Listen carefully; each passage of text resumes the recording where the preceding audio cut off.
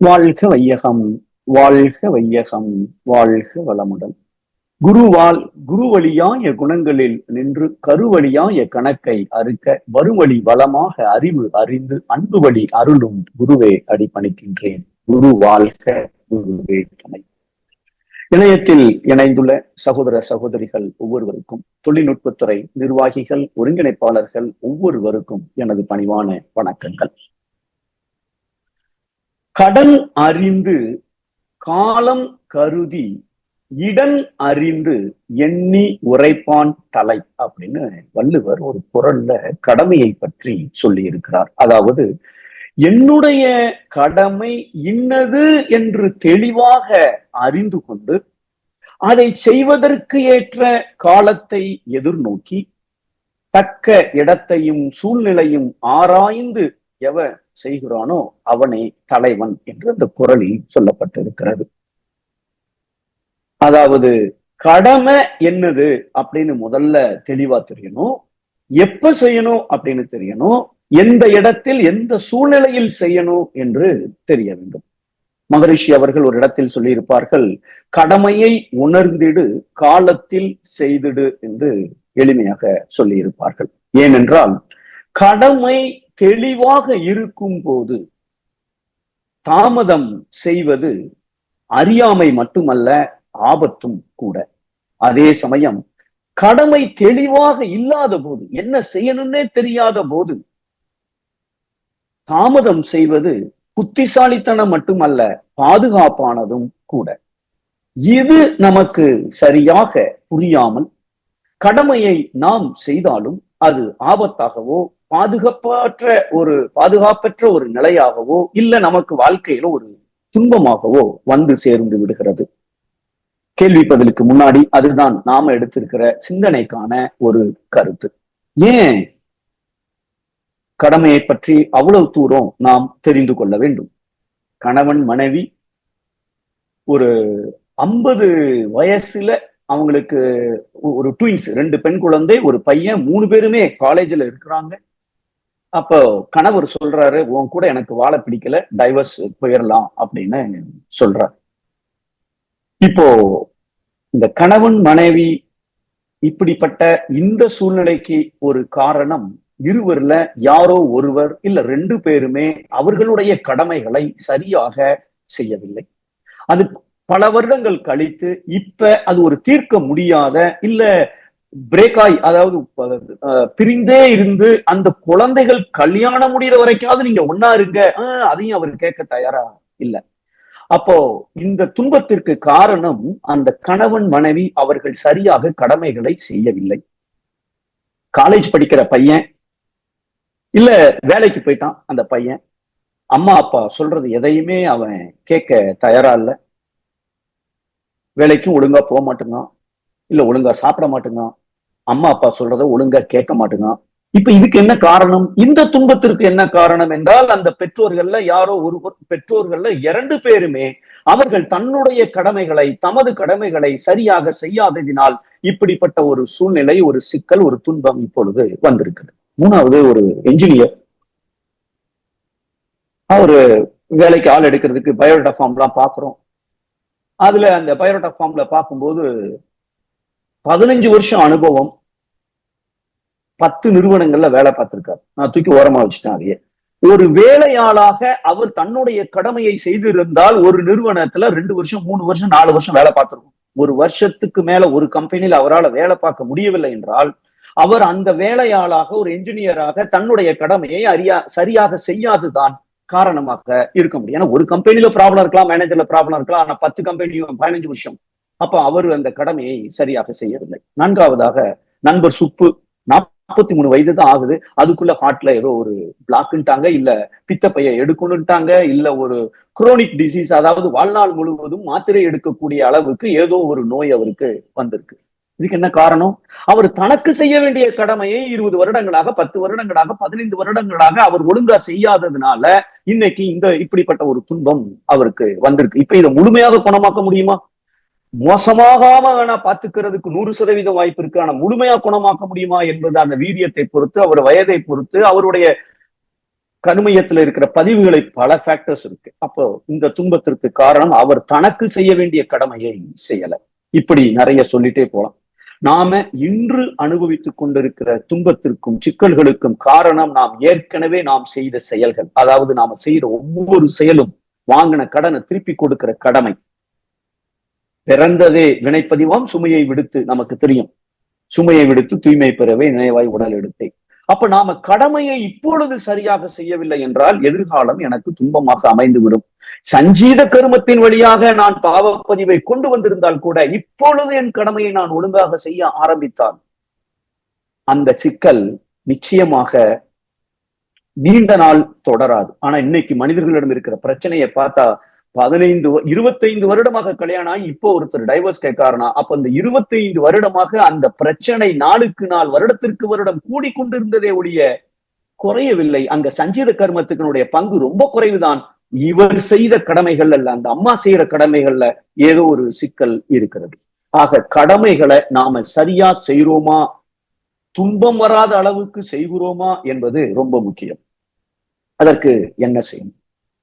வேதாத்திரியத்துல நிறைய பயிற்சிகள் நமக்கு கொடுத்திருக்கிறார்கள். வாழ்க்கையை ஆனந்தமாக வாழ வேண்டும், நான் நினைத்த மாதிரியே வாழ்க்கையை உருவாக்கி கொள்ள வேண்டும் என்பதற்காக வாழ்க்கை கல்வி A to Z அத்தனை விஷயங்களையும் மகரிஷி அவர்கள் கொடுத்திருக்கிறார்கள். ஆனா நமக்கு ஒரு சிக்கல், அப்பப்போ ஒரு சிக்கல் இருக்கு. இது எங்க மன்றத்துக்கு வந்த என்னுடைய பையன் கேட்ட கேள்வி. அவன் 9th படிக்கும் போது, போன வாரம் வந்தேன் நல்லா இருந்துச்சு இந்த கருத்து, இதை செய்யலான்னு பார்த்தேன், ஆனா இந்த வாரம் வந்தா வேற ஒண்ணு சொல்றீங்க, இதையும் நான் செய்யணும்னு நினைக்கிறேன், ஆனா வாரம் வாரம் ஏதோ ஒண்ணு செய்யணும்னு நினைக்கிறேன், நான் எதைத்தான் செய்யறது? இத்தனை கருத்துக்களை இத்தனை விஷயங்களை சொன்னா நான் எதைத்தான் பின்பற்றுவது அப்படின்னு ஒரு சந்தேகம் நமக்கு வரும். ஏன்னா நிறைய நல்ல விஷயங்கள், நிறைய எல்லாத்தையும் நம்ம செஞ்சுதான் ஆகணும். ஆனாலும் டாப் ப்ரியாரிட்டியா நமக்கு தெளிவாக இருக்க வேண்டும். You have to start with end in your மைண்ட்னு சொல்லுவாங்க. வாழ்க்கையில நான் எதை அடையணுமோ அந்த லட்சியம் தெளிவாக இருந்தால் மட்டுமே என்னுடைய பாதை இனிமையாக இருக்கும், அந்த நோக்கமும் எனக்கு வந்து சேரும். அப்படி என்றால் வேதாத்திரியத்துல கொடுக்கிற அத்தனை விஷயங்களையும் அலசி ஆராய்ந்து பார்த்தால் எது ரொம்ப முக்கியமானதோ அதை நம்ம விடாப்பிடியா பிடிச்சுக்கிட்டோம் அப்படின்னு சொன்னால் அதை செயல்படுத்துவதற்கு மகரிஷி கொடுத்திருக்கிற அத்தனை பயிற்சிகளும் கண்டிப்பாக உதவி செய்யும். அப்போ என்ன செய்யணும்?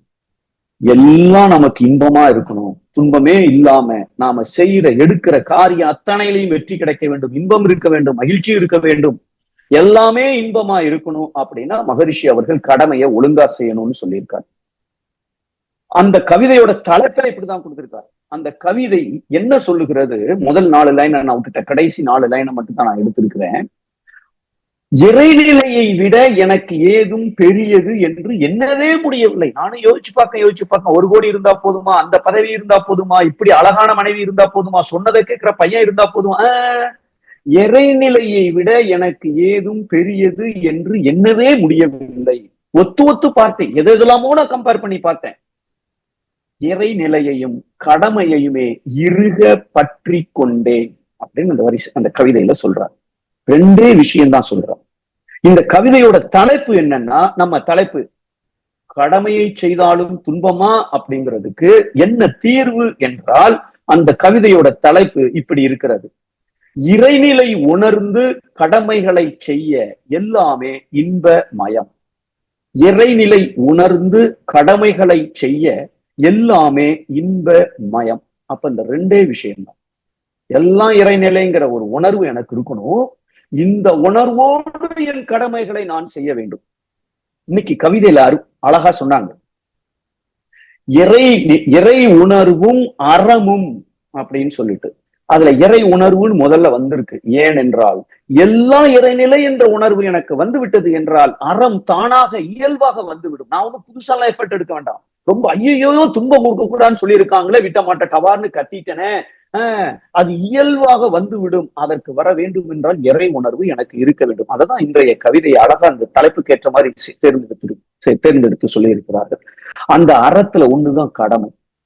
இந்த கடமையை எப்படி செய்யணுங்கிறது தான் அறத்தோட மத்த 2 டைமென்ஷன்.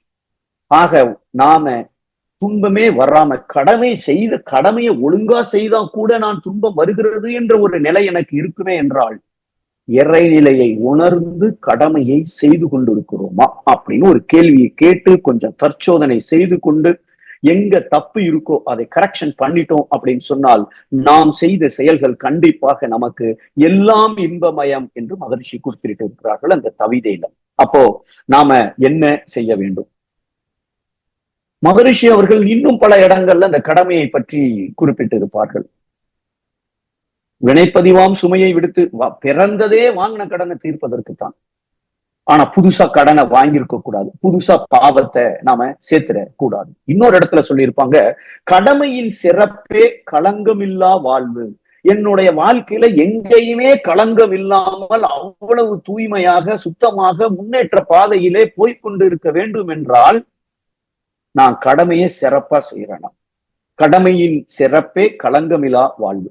இன்னொரு இடத்துல சொல்றாரு, கடமையினை தகுந்தவர்கள் உணர்ந்து ஆற்றாத காரணத்தால் துன்பம் வந்துவிட்டது.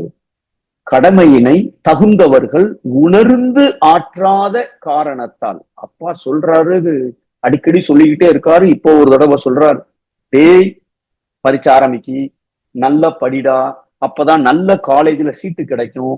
அவன் அங்க இருந்து திருப்பி சொல்றான், முதல்ல பணத்தை சேமிக்க பாருங்க, அப்பதான் நல்ல காலேஜ் கிடைக்கும் அப்படின்னு அவன் சொல்றான். அப்படின்னு சொன்னால் இந்த பெற்றோர்கள் அவனுக்கு செய்ய வேண்டிய கடமைகள் எங்கோ ஒரு தவறு இருப்பதுன்னு தான் முதல்ல எடுத்து பேசுறான். அடுத்தால நான் படிக்க மாட்டேன், நீங்க பணத்தை வச்சு மேனேஜ்மெண்ட்ல கோட்டாப்படி எனக்கு சீட் வாங்குங்கன்னு சொல்றான். அப்ப எந்த அளவுக்கு அங்கே அந்த பண்புகள் அந்த பண்புகள் அந்த பையனிடம் வந்திருக்கிறது. ஆக அப்ப இதத்தான் மகரிஷி அவர்கள் கடமையினை தகுந்தவர்கள் உணர்ந்து ஆற்றாத காரணத்தால் துன்பம் வருகிறது. இப்படி பல இடங்கள்ல இந்த கடமையோட இம்பார்ட்டன்ட் பத்தி மகரிஷி அவர்கள் சொல்லி இருக்கிறார்கள். இப்ப நாம என்ன செய்யறோம்? இறைநிலையை உணர்ந்து கடமையை செய்தால் எல்லாம் இன்பமயம் அப்படிங்கிறதுதான் நம்ம தெரிஞ்சுக்க வேண்டிய ஒரு விஷயம். கடமையை செய்யும் போது இறைநிலையை உணர்ந்து செய்யும். இதை புரிஞ்சுக்கிறது தான் இன்றைய முதல் ஒரு 20-25 நிமிஷத்தோட நோக்கம். அப்படின்னா என்ன அர்த்தம்? இறைநிலையை உணர்ந்து அப்படின்னாலேயே என்ன, எல்லாம் இறைநிலை. அதான் தெரியுமா சார், எத்தனை தடவை பிரமையான பயிற்சி அட்டன் பண்ணியிருக்கேன், எல்லாம் இறைநிலை எனக்கு தெரியுது சார். ஆனாலும் அந்த அறத்தை அந்த கடமைய நான் ஒழுங்கா என்னால செய்ய முடியல. அப்போ என்ன பிரச்சனை அங்க இருக்கு? ஒரு இப்போ நான் இருக்கிற இந்த ரூம்ல எலக்ட்ரிசிட்டி மின்சார சக்தி வருகிறது, ஃபேன் ஓடுது, லைட் எரியுது, இங்க ஒரு கெட்டில் இருக்கு. மின்சார சக்தி ஒண்ணுதான், ஆனா பல விதமாக அதது எப்படி வடிவமைக்கப்பட்டிருக்கிறதோ அதற்கு தகுந்த மாதிரி வேலை செய்து. மேல ஓடுற ஃபேன்ல அது சுத்த வைக்குது எலக்ட்ரிசிட்டி, இங்க இருக்கிற பல்புல வெளிச்சத்தை கொடுக்கிறது, இங்க இருக்கிற கெட்டில்ல தண்ணீரை ஊத்துனா வெந்நீரா மாத்தி கொடுக்குது. இப்படி மின்சார சக்தி ஒண்ணுதான், ஆனா அது போற கருவி எப்படி வடிவமைக்கப்பட்டு இருக்கிறதோ அந்த கருவியின் தரத்திற்கு ஏற்பவாறு அந்த மின்சார சக்தி ஒளியாகவோ இல்லை காற்றாகவோ மாற்றம் பெறுகிறது. அதே போல இறை சக்தி என்பது ஒன்று. அந்த இறை சக்தி எனக்குள்ள வந்தா என்கிட்ட கர்ம பதிவுகள் எப்படி இருக்கோ, அந்த கர்ம வினை எப்படி எல்லாம் உள்ள பதிந்து இருக்கிறதோ அதற்கு தகுந்த மாதிரி என்னுடைய சொல் இருக்கும், எண்ணம் இருக்கும், செயல் இருக்கும், எல்லாருக்கும் இப்படித்தான் இயங்கிக் கொண்டிருக்கிறது. அதைத்தான் மகரிஷி அவர்கள் அறிவே தெய்வமாக ஒவ்வொருவருக்குள்ளும் இயங்கிக் கொண்டிருக்கிறது. இதை புரிந்து கொண்டு நாம கடமையை செய்துட்டோம் அப்படின்னு சொன்னால் நிச்சயமாக எல்லாம் இன்பப்படும். நேற்றுதான் ஒரு பூஜை நடந்திருக்குன்னு நினைக்கிறேன், திருவாசக அந்த அம்மா சொல்றாங்க, எங்க கணவன் 100 வருஷம் நல்லபடியா வாழணுங்கிறதுக்காக இன்னைக்கு ஒரு விரதம் இருந்தாங்க, நான் உங்க காலில் கும்பிடணும் அப்படின்னு சொல்லி விழுந்து கும்பிட்டு அந்த இதை செய்யறாங்க, மரியாதை செய்யறாங்க. இவர் ஏதோ முணுமுணுக்கார், வாயிலேசா ஏதோ சொல்றாரு, மனசுக்குள்ள ஏதோ சொல்லியிருக்காரு. இந்த அம்மா தெரிஞ்சு போச்சு என்னமோ சொல்றாங்க. என்ன சொன்னீங்க? இல்லம்மா ஒண்ணும் இல்ல அப்படின்னு. இல்ல நீங்க என்ன சொன்னீங்கன்னு எனக்கு இப்ப சொல்லுங்க. இல்லம்மா ஒண்ணும் இல்லம்மா. இவர் அந்த அம்மா மறுபடியும் இல்ல நீங்க ஏதோ மனசுக்குள்ள சொன்னீங்க முணுமுணு, நீங்க அது என்னன்னு எனக்கு சொல்லுங்க, நான் தெரிஞ்சு ஆகணும் அப்படின்னு வாய்ஸ் வேற அவங்க ஏத்திட்டான். இப்போ இவரு சொல்லி ஆகணும். என்னம்மா நீ மௌனம், நீ சுமங்கலி விரதம்னு இருக்க, அந்த ஏத்து விட்டு அந்த அக்கா பாத்துருக்கேன்ல, எனக்கு தெரிஞ்சு கல்யாணமானதுல இருந்து பண்ணிட்டு இருக்காங்க, அந்த ஆளே இப்ப இல்லை. நீ சுமங்கலி விரதம் பண்றதுக்கு பதிலா டெய்லி ஒரு 2 மணி நேரம் மௌன விரதம் இருந்தா நான் 100 வருஷம் 1000 வருஷம் உயிரோட இருப்பேன் அப்படின்னு எனக்கு ஒரு எண்ணம் வந்ததுன்னு சொல்லிட்டாரு. இப்போ கொஞ்சம் நம்ம யோசித்து பார்த்தால் அந்த கணவரை ஏன் அப்படி பேச வைத்திருக்கிறது என்றால், எல்லாம் வல்ல அந்த இறை சக்தி தான் அந்த ஆளோட அறிவாக இந்த அம்மாவுடைய கர்ம வினையை தீர்ப்பதற்காக அப்படி பேச வைத்திருக்கிறது என்பதை உணர்ந்து கொண்டால், அந்த அம்மா சாட்சாத் கடவுளே உள்ள உட்கார்ந்து அவரை இப்படி பதில் சொல்ல வைத்திருக்கிறதுன்னு நினைச்சிட்டாங்கன்னா துன்பம் கொடுக்க மாட்டார்கள். அவ்வளவுதான். இந்த இடத்துல துன்பம் கொடுக்காம ஏன் இப்படி சொன்னாரு, என் கடமை என்ன? அப்ப நான் ஏதோ அவருக்கு நிறைய டார்ச்சர் பண்ணிருக்கேன், அது அவருக்கு பிடிக்கல, அதனால அவர் இப்படி சொல்றாரு, அதிகமா பேசிக்கிட்டே இருக்கும் போல தெரியுது, இனிமேல் அவரா வாயத்தொறன்னு சொன்னாதான் பதில சொல்லணும் அப்படிங்கிற தன் தவறை உணர்ந்து தன்னை மாற்றிக்கொண்டு செய்கிற அங்க அந்த மனசுக்கு அப்பதான் அந்த புரிதல் கிடைக்கும். இல்லைன்னா மீண்டும் எப்படி நீங்க அப்படி சொல்லலாம், நான் உங்களுக்காக காலையில 4 மணிக்கு எந்திரிச்சு கொழுக்கட்டைய பண்ணி இத்தனை விஷயங்கள் நான் உங்களுக்காக பண்ணா நீங்க இப்படி இருந்தா என்ன அர்த்தம் அப்படின்னு பேச ஆரம்பிச்சுட்டாங்கன்னா, இப்ப அந்த அம்மா அந்த கடமையை செய்யல, அவரும் அவர் கடமையை செய்யல. அந்த அம்மா எவ்வளவு மரியாதையா அன்பாய் காலங்காத்தால எந்திரிச்சு இந்த ஒரு வழிபாடை செய்கிற பொழுது அன்னைக்கு ஃபுல்லா கணவனை நினைத்து இது அந்த மதிப்பை அவரு உணர்ந்து அவரும் அந்த கடமையை செய்யல. அப்போ கடமையை இறைநிலை உணர்ந்து செய்கிறோம் என்றால் என்ன அர்த்தம் அப்படின்னா, இறைநிலை ஒரு வேலையை தான் செய்யுது, செய்த செயலுக்கேற்ற விளைவை கொடுக்கிறது. தீதும் நன்றும் பிறர்தர வாரா, முற்பகல் செய்யின் பிற்பகல் விளையும், இப்படி சொல்லிக்கிட்டே போலாம். அப்படி என்றால் எல்லாம் இறைநிலை தான் என்றால், நான் இப்போ ஒருத்தருக்கு துன்பத்தை கொடுத்தால் துன்பம் எனக்கு வந்தே தீரும், நான் இன்னொருத்தருக்கு சந்தோஷத்தை கொடுத்தால் எனக்கு சந்தோஷம் வரும், இல்ல நான் இன்னொருத்தர் துன்பத்தை போக்கினால் எனக்கு எப்பொழுது துன்பம் வருகிறதோ அந்த துன்பத்தை போக்குவதற்கு 10 பேர் காத்திருப்பார்கள். இத புரிந்து கொண்டோம் என்றால் இறை உணர்வு, ஆகா எல்லாம் இறைநிலை என்பது எனக்கு தெரிந்திருக்கிறது, இதை உணர்ந்து கொண்டு நாம கடமையை செய்யணும். அப்போ 2 விஷயம்தான். நாம கடமையை செய்யும் போது எல்லாம் இறைநிலை, துன்பம் கொடுத்துடக்கூடாது, முடிஞ்சா அவர்களுடைய துன்பத்தை நாம் போக்க வேண்டும். ஒரு செகண்ட், ஒரே ஒரு செகண்ட்.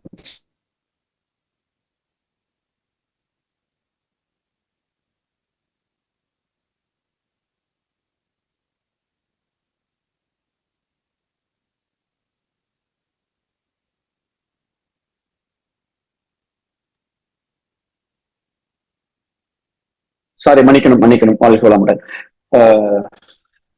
மன்னிக்கணும், வாழ்க வளமுடன். சோ அப்போ இறைநிலையை உணர்ந்து என்றால், நான் துன்பம் கொடுக்கிறேன் கடமையை செய்யும் போது, இல்ல பிறருடைய துன்பத்தை போக்குகிறேன், இவ்வளவுதான். இந்த தெளிவோடு நம்ம கடமையை செய்தால் எல்லாம் நமக்கு இன்பமயமாக கிடைக்கும்.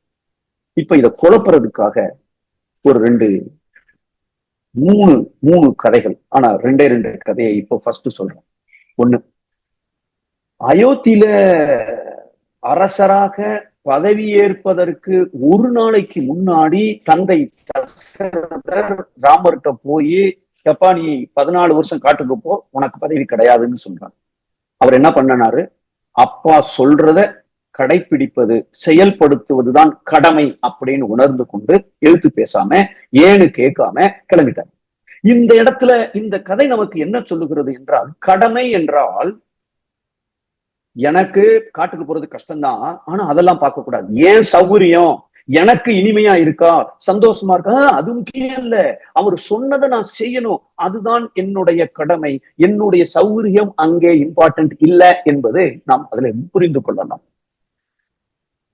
எதிர்காலத்துல நாம ரொம்ப கஷ்டப்படாம இருக்கணும் அப்படின்னு சொன்னால், நிகழ்காலத்துல நாம கொஞ்சம் கஷ்டப்பட எதிர்காலத்துல ரொம்ப கஷ்டப்படாம நம்மால் வாழ முடியும்.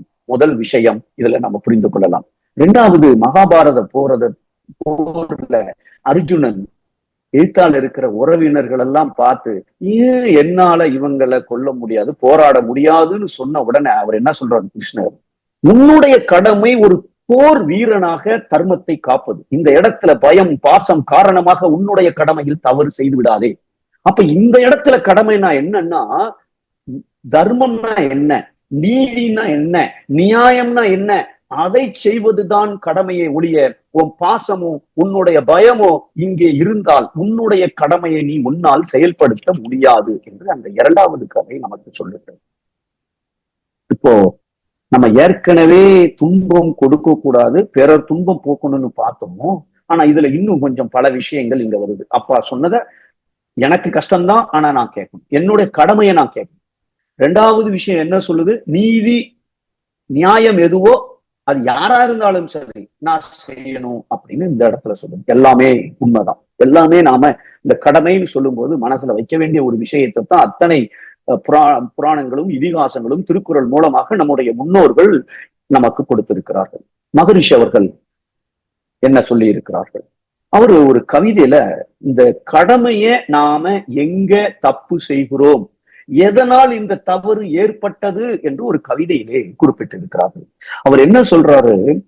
உணவை ஒருவருக்கு ஒருவர் அளிக்க வேண்டும் என்ற ஒரு கடமை பொருள் பற்றாய் பாசமாகி உணவை தேடும் காக்கும் உண்ணும் எண்ணும் ஒரு வகை எந்திரமாக மனிதனானான் அப்படின்னு முதல் 4 லைன்ல சொல்லியிருக்கிறார். அதாவது மனுஷன் பிறந்துட்டா அடிப்படை தேவை உணவு, இருக்க இடம், கழிவுப் பொருள்களை வெளியேற்றுவதற்கு தேவையான வசதி வாய்ப்புகள், இதெல்லாம் ஒரு மனுஷனுக்கு அடிப்படை தேவை.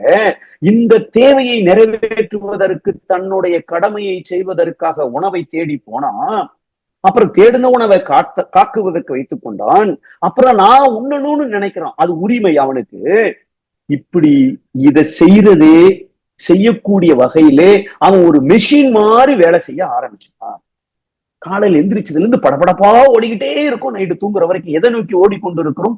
பணம் இருந்தா தான் வெறும் உணவு, உடை, இருப்பிடம், கழிவு நீக்கக்கூடிய வாய்ப்புகள் மட்டுமல்ல, நம்முடைய வாழ்க்கையை வசதியாக வைத்துக் கொள்ள கார் தேவை, பைக்கு தேவை, வாட்ஸ்அப் தேவை, கம்ப்யூட்டர் தேவை, எல்லாம் தேவை என்பதற்காக இதை மட்டுமே மனதிலே வைத்துக் கொண்டு ஓடிக்கொண்டு இருக்கிறான்.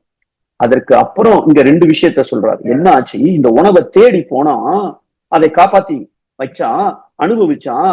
இந்த இடத்துல பொருள் பற்று வந்து விட்டது. இட்லி தான் சூப்பரா இருக்கும், வெறும் ஃப்ரூட் எத்தனை நாளைக்கு நான் சாப்பிடுறது, மசாலா தோசை பூரி வேணும் எனக்கு. இங்கே பொருள் பற்று வந்து விட்டது. பொருள் பற்று வந்தது மட்டுமல்ல, பாசம் என்ற ஒரு மக்கள் பற்று வந்து விட்டது. அம்மா பையன், அப்பா பையன், இப்படி பாசம் என்ற ஒரு மக்கள் பற்றும் வந்து விட்டது. இந்த 2ம் வந்ததுனால என்னாச்சு? அவங்க 2 பேருக்குள்ள மட்டும்தான் துன்பம் இருக்கா அப்படின்னு கேட்டா இல்ல. அடுத்த 4 லைன்ல என்ன சொல்றாரு? உணவிற்கு போட்டியிடும் இனத்தாரோடு யுத்தம் செய்தும் துன்பம் பல அடையலானான். உணவை கொண்டே தேச முதலாம் பற்று உருவாகி பலவிதத்தும் துன்பமேற்றான். நாட்டுக்கு நாடு சண்டை வருத, அந்த தேசப்பற்றுக்கும் காரணம் இங்கதான் ஆரம்பம் அப்படின்னு இந்த கவிதையில இன்னைக்கு நடக்கிற சூழ்நிலைகளுக்கு பொருத்தமாக என்ன காரணம் அடிப்படை என்பதை அங்க அவர் மகரிஷி அவர்கள் அழகாக கோடிட்டு நமக்கு காமிச்சிருக்கிறார். இப்போ வீட்டுக்கு வந்திருக்கார். என்னங்க சாப்பாடு செய்யணும்னு கேக்குறாங்க. இவருக்கு பசி வேற. ஆனாலும் என்ன சொல்றாரு? எனக்கு ரவை உப்புமா பிடிக்கும், ஆனா நீ நிறைய நாள் உப்புமா பண்ணிருக்க, நல்லா வந்தது இல்ல. திடீர்னு அவசரமா 4 நிமிஷத்துல ஒரு உப்புமா பண்ணுவ, அந்த மாதிரி உப்புமா வந்ததே இல்லை. அதனால நீ பிளான் பண்ணிலாம் உப்புமா செய்யாத, அவசரமா டக்குனு செய்யணும் இவரு விளக்கம் எல்லாம் கொடுத்து அந்த அம்மா உடனே 5 நிமிஷத்துல உப்புமாவை பண்ணிட்டாங்க. இப்ப சாப்பிட போறாரு. தட்டுல போட்டா வாழை இலையில ஊத்துன ரசம் மாதிரி அந்த உப்புமா ஓடுது. இவர் ஏற்கனவே ஒரு எதிர்பார்ப்போட வந்திருக்காரு. அத வேற எக்ஸ்பிளனேஷன் வேற எப்படி செய்யணும்னு வேற சொல்லிட்டாரு. இப்போ அது ரசம் மாதிரி உப்புமா பாயாசம் மாதிரி ஓடுன உடனே இவருக்கு சுருன்னு கண்ணா அப்படின்னு கோபம் வருது. எல்லாம் இறைநிலையா, அதெல்லாம் அப்புறம். முதல்ல இப்போ எனக்கு உப்புமா எப்படி இருக்கு, இந்த எண்ணம் அங்க வந்து அதை மாத்தி விட்டுடுச்சு. இது இப்போ அவரு பாஸ் வீட்டுக்கு போயிருக்காரு, அவருடைய மேனேஜர் சாப்பிட கூப்பிட்டுருக்காரு. அந்த அம்மா உப்புமான்னு சொல்லி ரசம் மாதிரி ஊத்துறாங்க, நல்லா இருக்குங்க அப்படின்னு ஒரு பதில் வரும். இந்த இடத்துல மகரிஷி என்ன சொல்றாங்க? இந்த மக்கள் பற்று, பொருள் பற்று தான் அத்தனை கடமைகளையும் தவறாக செய்வதற்கு காரணம் அப்படின்னு சொல்லிட்டு, அப்ப நான் என்ன செய்யணும்? முதல் விஷயம், அனைத்து உயிரும் ஒன்றென்று அறிந்த அடிப்படையில் கடமையை செய்யணும். அது அன்பின் செயலாகும். அதுல முடிச்சிருப்பாரு. அப்ப பாஸோட ஒய்ஃபு உப்புமாவை பாயாசம் மாதிரி ஊத்துனா பிரச்சனை இல்லை, ரசம் மாதிரி ஊத்துனா பிரச்சனை இல்லை. ஆனா வீட்டம்மா உப்புமாவை இவ்வளவு ஊத்துனா பெரிய பிரச்சனை என்றால், அந்த உயிர் வேற, இந்த உயிர் வேற. இந்த உயிர் தான் என் கடைசி வரைக்கும் என் கூட வாழ போற உயிர், எனக்காக வாழுகின்ற உயிர். அந்த உயிர் இந்த நிறுவனத்துல வேலை பார்க்கிற வரைக்கும் தான் பாஸ். 1 வருஷமோ 4 வருஷமோ 10 வருஷமோ. அப்ப நாம என்ன தப்பு செய்கிறோம்? கடமையை செய்யும் போது அனைத்து உயிரும் ஒன்று, எல்லாம் இறைநிலைதான் அப்படிங்கிறத சில பேருக்கு கடைபிடிக்கும். ஆனா வீட்டம்மா, வீட்டு குழந்தைகள், வீட்டுக்காரர், நமக்கு சொந்தம், இந்த இடத்துல பாசம், மக்கள் பற்று எங்கெல்லாம் இருக்கோ அங்கே தவறு செய்ய முடியும். இதுதான் தேசப்பற்று, மொழிப்பற்று, இனப்பற்று, ஜாதி பற்று, எல்லாத்துக்கும் காரணம் இந்த ஒரு விஷயம் தான் அங்க தவறு செய்ய வைக்கிறது. கடமையையும் உரிமையையும் நாம வேண்டும் என போராட்டம் வருவதா இருக்கட்டும், அங்க இந்த தவறு நடத்துவதற்கு அதுதான் காரணமா இருக்கு. இப்போ பையன் 100க்கு 70 மார்க் மேத்ஸ்ல இவ்வளவு டியூஷன் வச்சு இந்த அம்மா வேற போட்டு போட்டு மேத்ஸ்க்கு டைம் ஸ்பெண்ட் பண்ணி சொல்லி கொடுத்த பிறகும் அவன் 70 மார்க் தான் வாங்கியிருக்கான் அப்படின்னா எவ்வளவு கோபம் வருகிறது. இதே இது பெரியப்பா பையன் 100க்கு 70 தான் வாங்கியிருக்கான், பரவாயில்லடா மார்க்காடா வாழ்க்கையை நிர்ணயிக்க போகுது, அடுத்த எக்ஸாம்ல நல்லா படிப்பான், அவங்க அம்மாக்கு இவர் அட்வைஸ் பண்றாங்க. ஆனா தான் பையனுக்கு இப்படி வந்தோம். இங்க அனைத்து உயிரும் ஒன்றென்று அறிந்த அடிப்படையில் ஆற்றும் கடமை, இந்த இடத்துல நாம ஃபெயில் ஆயிட்டோம். அப்ப என்ன பண்ணணும்? மகரிஷி அவர்கள் என்ன சொல்லி இருக்கிறார்கள்? பற்றற்ற நிலைக்கு வந்து விட வேண்டும். கடமையை செய்யும் பொழுது நாம எதிர்பார்த்த மாதிரி நடக்கலையா, டிட்டாச் ஆயிரும். 3வது மனுஷன் ஆயிரணும். என் பையன் தான் 100க்கு 70 வாங்கியிருக்கான், ஆனா பெரியப்பா பையன் அந்த நொடியில நினைச்சிட்டோம்னா துன்பம் கொடுக்க தோணாது. வீட்டம்மா நினைச்ச மாதிரி உப்புமா வரலதான், பாஸ் ஒய்ஃபா இருந்தா நம்ம என்ன செஞ்சிருப்போம்? சூப்பருமா, அப்படி சூப்பருங்க அப்படின்னு சொல்லியிருப்போம். அதே மாதிரி சொல்லாட்டா கூட பரவாயில்ல, ஒண்ணு வாயை திறக்காம நம்ம பாட்டுக்கு சாப்பிட்டுட்டு போயிருந்தோம் அப்படின்னு சொன்னால் அந்த இடத்துல கடமையை நாம் சரியாக செய்திருக்கிறோம். அப்போ கடமையை செய்யும் போது எல்லாம் இறைநிலைங்கிற உணர்வு, அதை நம்ம செயல்படுத்துறோம். சில பேர்கிட்ட செயல்படுத்துறோம், எல்லாத்திட்டையும் செயல்படுத்துறது இல்ல. அப்போ அனைத்து உயிரும் ஒன்றென்று அறிந்த அடிப்படையில் அப்படிங்கிறத உணர்ந்து கொண்டு எதிர்பாராதது நடக்க போது, இல்ல எதிர்பார்த்தது நடக்காத போது பற்றற்ற நிலை, டக்குனு கியர் ரிவர்ஸ்ல போட்டு நாம நினைக்கிற எண்ணத்தின் வழியாக, உணர்ச்சிகளின் வழியாக செல்லாம டக்குனு கியரை பின்னாடி போட்டு வண்டியை ஒரு நிமிஷம் நிப்பாட்டிக்கிட்டு no no no no no அப்படிங்கிற ஒரு விழிப்பு நிலைக்கு வந்து பற்றற்ற நிலையில நாம அந்த கடமையை செய்ய வேண்டும். இப்போ இதே மாதிரி நாம டெய்லி நம்ம தினசரி வாழ்க்கையில நிறைய விஷயங்களை பார்க்கலாம். அப்போ நமக்கு முக்கியமாக நாம என்ன தெரிஞ்சுக்கிறோம் என்றதுல, இறைநிலை உணர்ந்து கடமைகளை செய்ய எல்லாம் இன்பமயம் என்கின்ற போது முதல் விஷயம் துன்பம் கொடுக்க கூடாது. முடிந்த அளவு துன்பத்தை போக்குகிற அளவுல கடமையை செய்யணும். இதை செய்ய வேண்டும் என்றால் எல்லாம் இறைநிலை, அது அறிவாக செயல்பட்டு கொண்டிருக்கிறது என்ற உணர்வு என்னுடைய எண்ணம், சொல், செயல்ல எப்பொழுதும் இருந்து கொண்டே இருக்க வேண்டும்.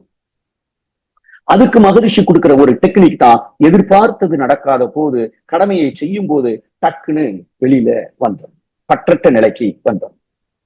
இதை இன்னும் கொஞ்சம் குழப்புவதற்கு இன்னொரு புராணத்தில் சொல்லப்பட்ட ஒரு கதை. ஒரு 2 சன்னியாசி ஒரு கிராமத்துல இருந்து இன்னொரு கிராமத்துக்கு போய்கொண்டிருக்கிறார்கள். இடையில ஒரு ஆறு, ஒரு நதி இருக்கிறது. இப்ப நதியை கடக்கணும். அவங்க கடக்க போறாங்க. அப்ப கடக்க போகும்போது அங்கே அவர்களுக்கு பார்த்தா அங்க ஒரு பொண்ணு, ஒரு அழகான பொண்ணு நின்றுட்டு இருக்காங்க. அவங்களுக்கு நீச்சல் தெரியாது, நான் கடக்கணும், என்ன பண்றதுன்னு தெரியல அப்படின்னு அந்த பொண்ணு சொல்லு. அப்ப அந்த 2 சன்னியாசியில ஒருத்தர் சொல்றாரு, பயப்படாதமா, நீ வா, நான் உன்னை தூக்கிக்கிறேன், உன்னை அந்த கரையில கொண்டு போய் விட்டுடுறேன் அப்படின்னு சொல்லி அந்த அம்மாவை தூக்கி அந்த கரையில கொண்டு போய் சேர்த்துட்டாங்க. இந்த அம்மாவை தொட்டு தூக்கி மேல வச்ச உடனேயே இந்த கூட இருந்த அந்த துறவி, அந்த சன்னியாசிக்கு செம கோபம். இன்னும் இவர் பெரிய சன்னியாசி, பொண்ணை தொடவே கூடாது, அது இளம் பெண்ணை இவர் தொட்டது எவ்வளவு பெரிய தப்பு, இந்த ஆளுக்கு இந்த அறிவு கூட இல்லையே, இவரெல்லாம் எப்படி சன்னியாசி ஆகி இவன் நாட்டை திருத்தவா, சமூகத்தை திருத்தவா அப்படின்னு ஒரு மனசுக்குள்ள குமுறல். சரி, இருந்தாலும் நம்ம கோபப்பட்டுறக்கூடாது, நம்ம ஒரு சன்னியாசி, கொஞ்சம் அமைதியா இருக்கும் அப்படின்னு சொல்லிட்டு அவர் பாட்டுக்கு ஒன்னா வந்துட்டாரு. அந்த கரை வந்தது, போய்விட்டது. அந்த அம்மாவை இறக்கி விட்டாங்க. அவங்க 2 பேரும் போயிட்டாங்க. இப்ப மத்தியான சாப்பாட்டுக்கு எங்க ஒரு இடத்துல சாப்பிட உட்கார்ந்து இருக்காங்க. இவருக்கு முடியல, பொறுக்க முடியல. அவரும் பொறுத்து பார்க்காரு, இல்ல அங்க சொல்ல வேண்டாம் நினைக்கிறாரு, ஆனா முடியல. உடனே அவரு சாப்பிடும்போது கேட்டுட்டாரு, நாம சன்னியாசி, துறவி வாழ்க்கை, ஆனா நீங்க ஒரு பொண்ணை தொடவே கூடாது, அந்த பொண்ணை வேற நீங்க தொட்டுட்டீங்க, இது நியாயமா? ஏன் அப்படி செஞ்சீங்க? இது எவ்வளவு பெரிய தப்பு? அப்ப நம்ம வாழ்ற வாழ்க்கையை நாம சரியா வாழ்ந்து கொண்டு இருக்கிறோமா? இதுக்கு என்ன இந்த துறவி, இதுக்கு என்ன ஒரு அர்த்தம் இருக்கு அப்படின்னு அவரு உள்ள இருந்ததை கொட்டிட்டார். இப்போ அவர் ஒரு பதில் சொல்றாரு. என்ன பதில் சொல்றாரு? நான் அந்த பொண்ணை ஆத்தங்கரையிலே இறக்கி விட்டுட்டேன், நீயா இன்னும் சுமந்துட்டு இருக்க அப்படின்னு ஒரு கேட்கிறார். இதுதான் எதிர்பார்த்தது நடக்கலைங்கிற போது மட்டும் அல்ல, நாம சும்மா ஒரு உதவி செஞ்சாலும் சரி, ஒரு டீயை குடிச்சாலும் சரி, எந்த வேலையை செய்தாலும் சரி, அது கடமை தான். அந்த கடமையை செய்யும் போதும் பற்றற்ற நிலையில் கடமையை செய்ய வேண்டும். அந்த பொண்ணுக்கு ஒரு உதவி தேவைப்படுது, அங்கன கொண்டு விட்டார், இவ்வளவுதான். அதோடு அவர் மறந்துட்டார். இதை நாம தினசரி வாழ்க்கையில பயன்படுத்தி கொண்டிருக்கிறோமா? 10 லட்சம் 10 தடவை ஒய்ஃபுக்கு காலையில போன் பண்ண, போனே எடுக்கல. இப்ப 4 மணி நேரம் கழிச்சு ஒய்ஃபு போன் பண்ணிட்டு இருக்காங்க, நான் ஏன் போனை எடுக்கணும் அப்படின்னு அவர் அமைதியா இருக்கார் என்றால், இந்த 10 தடவை போன் பண்ணும்போது அந்த அம்மா போனை எடுக்கலையே, இவர் பற்று இல்ல, கடும் பற்றாக உள்ள ஒரு பெரிய 50 கிலோ லக்கேஜை ஏத்தி வச்சிருக்க. அந்த இடத்திலேயே கடமையை செய்யும் பொழுதே முடிச்சு, போன் பண்ணணும், ஒய்ஃப்ட்ட ஒரு விஷயத்த சொல்லணும், போனை எடுக்கல, ஓகே முடிஞ்சு போச்சு கதை. 10 வருஷத்துக்கு முன்னாடி அவருடைய கிரகப்பிரவேசத்துக்கு என்ன கூப்பிடல, இப்போ அவரு கல்யாணத்துக்கு என்ன கூப்பிடுறாரு. இவன் ஒரு மனுஷனா? மதியாத வாசல், இப்பெல்லாம் பழமொழிதான் ஞாபகம் வரும் நமக்கு. அப்போ இவர் என்ன பண்ணிருக்காரு? 10 வருஷமா அதை சுமந்துட்டே இருந்திருக்காரு. பற்றற்ற நிலை என்றால், இப்ப நம்ம யோசித்து பார்த்தால், இதுவரைக்கும் நாம் வாழ்ந்த வாழ்க்கையில எத்தனை கசப்பான அனுபவங்களையும், பலர் மேல இருக்கிற ஒரு வெறுப்புணரையும், அவர்கள் செய்த துன்பத்தையும் நான் மனதிலே வைத்திருக்கிறேனோ, அந்த அளவுக்கு நான் கடமையை அவர்களிடமோ இல்ல ஏன் இன்னொருத்திட்ட கூட உருப்படியா என்னால செய்ய முடியும். செய்வதுல சிக்கல் இருக்கும், தப்பு இருக்கும், இல்ல அந்த இடத்துல எங்கேயோ ஒரு இடத்துல ஒரு பிசுறு வந்துடும். அப்போ பற்றற்ற நிலையில் எல்லாம் இறைநிலை என்கின்ற போது நான் ஏன் அதை மனசுல தூக்கி சுமந்துகிட்டே இருக்கணும்? 10 லட்சம் ரூபா ஒய்ஃப் பேங்க்ல எடுத்து, எம்மா நீ வீட்டுல கொண்டு வச்சிரு, நான் ஆபீஸ் போறேன்னு கொடுத்துருக்கோன்னு வச்சுக்கோங்க. ஒருத்தர் கொடுத்திருக்காரு, நண்பர் சுப்பு கொடுத்திருக்காரு. போற வழியில ஒருத்தன் அடிச்சுட்டு போயிட்டான். இப்ப அந்த அம்மா போன் பண்றாங்க. இவர் ஒரு பிசுறு கூட மனசுல சஞ்சலம் இல்லாமல் அந்த காலை எடுத்து அதை ஹேண்டில் பண்றார் என்றால் அவருக்கு பற்று இல்லைன்னு அர்த்தம். இப்படி பொருள், புகழ், செல்வாக்கு, புலனின்பம், மக்கள், இந்த ஐவகை பற்றுக்களிலே இருக்கணும். ஆனா டிட்டாச் ஆயிரணும், பற்றற்ற நிலைக்கு வந்துடணும். அப்படி பற்றற்ற நிலையில் இருந்து கொண்டு நாம இதுக்கு ரொம்ப சிம்பிள். குழந்தையா இருக்கும்போது அப்படிதான் இருந்திருக்கோம். வளர வளர அதை நம்ம விட்டுட்டோம். அந்த வகையில எல்லாம் இறைநிலை என்ற உணர்வோடு துன்பம் கொடுக்காமல், பிறர் துன்பம் போக்குகிற அளவிற்கே முடிந்த அளவு என்னுடைய கடமைகளை பற்றற்ற நிலையில் இருந்து கொண்டு நாம் செய்ய ஆரம்பித்து விட்டால் வாழ்க்கையில் எல்லாமே இன்பமயம் என்று கூறி இந்த ஒரு சின்ன சிந்தனை உரையை நிறைவு செய்கிறேன். நன்றி. வாழ்க வளமுடன். வாழ்க வளமுடன். வாழ்க வளமுடன் ஐயா. நன்றிகள் ஐயா. என்னெல்லாம் நம்ம செய்யணும், அதுக்கு நிறைய உதாரணங்கள். இறைவன் நிலை உணர்ந்துதான் கடமை செய்யது கொண்டிருக்கிறோம். அப்படி இருந்து கூட நமக்கு வாழ்க்கையில துன்பம் வருது. அறிவே தெய்வமாக இருக்கின்றது. அதுக்கு நிறைய மகரிஷியோட கவிகளோட சொல்லி எங்களோட கடமையெல்லாம் நாங்க செய்யும் போது கூட எங்க எதிர்பார்க்கின்றோம் அப்படின்னும், அதனால ஏற்படும் சிக்கலை அதை என்னெல்லாம் செஞ்சா நம்மளால சிறப்பாக மாற்றிக்கொள்ளலாம், அதுக்கு 2 கதையும் புராண கதைகள் மூலயமாக விளக்கினீங்க ஐயா. நன்றி. நன்றிகள் ஐயா. நேரம் போனதே தெரியல. நன்றிகள் ஐயா. வாழ்க வளமுடன். வாழ்க வளமுடன் ஐயா. இப்ப கேள்வி பதில் நிகழ்ச்சி போகலாமாங்க ஐயா? ஒரே ஒரு அன்பரை கையை வைக்கணும். ஓஃபோ மோட்டராலா நீங்க ஐயா கிட்ட பேசலாம். வாழ்க வளமுடன். உங்க பேரை சொல்லிட்டு பேசுங்க. வாழ்க வளமுடன். ஐயா, நான் ராம்நாத் பேட்டேன், சென்னையில இருந்து. ஐயா எப்படி இருக்கீங்க? கத்தார்ல இருக்கீங்களா? இந்தியா வந்துட்டீங்களா? கத்தார்ல இருக்கீங்களா? இல்லையா, இப்ப இந்தியால இருக்கிறேன். இந்தியா. சந்தோஷம். மிஸ்ஸஸ் எல்லாம் கூப்பிட்டு வந்துட்டீங்களா? சந்தோஷம். அதான் சார், எங்க ஃப்ரெண்ட்ஸ் எல்லாம் இருக்காங்க, மஸ்கட்ல இருக்காங்க. இன்னும் கொஞ்சம் இதாக கஷ்டமா தான் இருக்கு. ஒன்றும் இல்லை, இந்த பற்றுன்னு சொன்னீங்க இல்லையா, அது இருக்க வேண்டியதாங்க. இப்போ திடீர்னு 40 லட்ச ரூபா காணாம போனாக்கா அந்த ஒரு செகண்ட் நினைக்கிறோம், போட்டு விட்டுற முடியுமா சார்? கஷ்டப்பட்டு ஏர்ன்டு மணி அது. அது எல்லாம் பற்று இல்லாமல் இருக்காது. அது எல்லாம் human being, all human being இருக்காம இருக்காது சார். அது எப்படி சார் நீங்க அது சொல்லலாம்? இப்போ கடமைன்னு இருக்குன்னா அம்மா அப்பா கேட்குறோம், கேட்டால் அது போய் நடக்கணுங்கிறீங்க. இப்போ அவங்க அது மாதிரி நடக்கிறாங்களா? இப்போ நம்ம அவங்கள காப்பாற்றுறாங்கன்னா நம்மளும் அவங்கள 30 வருஷம் காப்பாற்றுறோம். அது காப்பாற்றுறதுல எல்லா தப்பும் நம்ம மேலே தான் இருக்குது. அதனால நீங்க அந்த இது பற்று இல்லாமல் எப்படி சார் இருக்கும்? இப்போ பசங்க இப்போ 60 வயசுக்கு மேலே இது சொல்றாங்க, ஃபாரஸ்ட் சன்னியாசியா போனோங்கிறாங்க. அந்த காலத்து நடக்கும்போது 30 காலம் நடக்காது, பட்டு ஜாஸ்தி ஆகுது. நம்மளுக்கு அப்பார்ட்மெண்ட்ல வாழணும்னு இருக்கு, அந்த ஆசையெல்லாம் வந்துருது. சென்னையில இருக்கணும்னு இருக்கு. சொல்லுங்கய்யா, உங்க பதில் சொல்லுங்க. வாழ்க்கை வளமுடன். ரொம்ப ரொம்ப ரொம்ப சரியான கேள்விதான். தினசரி வாழ்க்கையில கண்டிப்பா இல்ல ரொம்ப ரொம்ப ரொம்ப கரெக்ட். இந்த கேள்வி எனக்கும் ஆரம்பத்துல இருந்தது. இதை கடைபிடிக்க இதெல்லாம் சாத்தியமா அப்படின்னு சொல்லிட்டு ஆக்சுவலா மகரிஷி இருக்கும்போது நான் ஒரு கேள்வியும் பாலச்சந்தர் சார் மூலமா கேட்டிருந்தேன். அதுக்கு அவர் பதிலும் எனக்கு கொடுத்திருந்தார் மகரிஷி பண்ணும்போது. அதாவது நாம மெஷின் கிடையாது. நீங்க சொன்ன மாதிரி நாம மெஷின் கிடையாது. உணர்ச்சிகளால் ஆக்கப்பட்ட உருவாக்கப்பட்ட ஒரு மனிதன்.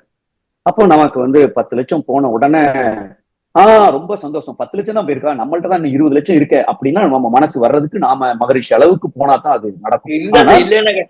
காசே இல்லைன்னா கரெக்ட். ஓகே. சோ அப்போ காசே இல்லைன்னா எவ்வளவு பெரிய இழப்பு. கண்டிப்பாக நமக்கு அந்த ஒரு நிமிஷத்துல அந்த ஒரு துன்ப உணர்வு வரத்தான் செய்யும். நான் என்ன நினைக்கிறேன் அப்படின்னா, இன்னமும் அந்த நிலைக்கு போகாததுனால நான் என்னுடைய அனுபவத்தை நான் சொல்றேன்.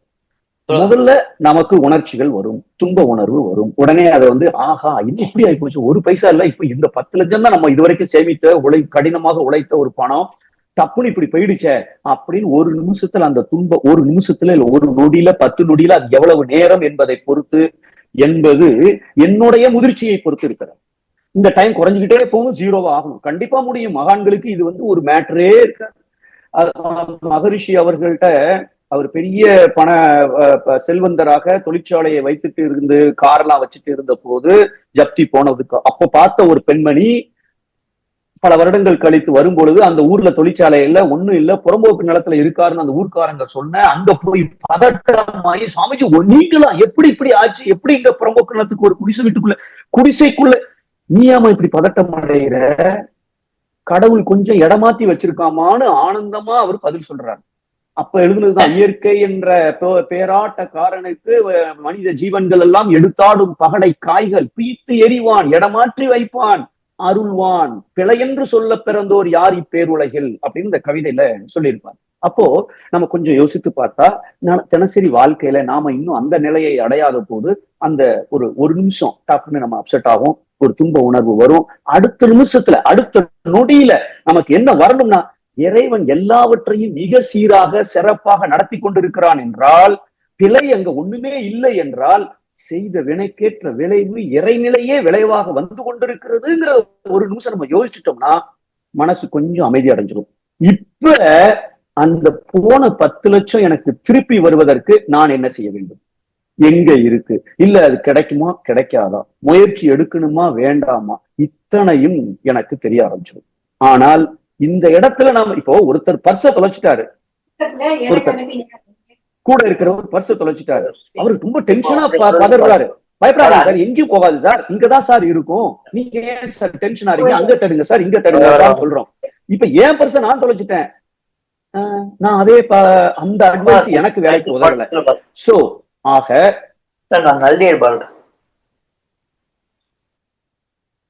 ஆக நாம என்ன நடக்குது அப்படின்னு சொன்னால், இந்த மாதிரியான நிகழ்ச்சிகள் நடக்கும்போது உணர்வுகள் வரலாம், உணர்ச்சிகள் வரலாம். அடுத்த நொடியில யதார்த்தத்தை புரிந்து கொண்டு, ஆகா நடப்பதெல்லாம் சீராக நடந்து கொண்டிருக்கிறது, இப்ப என் கடமை என்ன, நான் என்ன செய்யணும், இந்த அளவுக்கு நாம யோசிக்க ஆரம்பிச்சிட்டோம்னு சொன்னால் கண்டிப்பாக இது பாசிபிள் இல்லைன்னுலாம் இல்ல.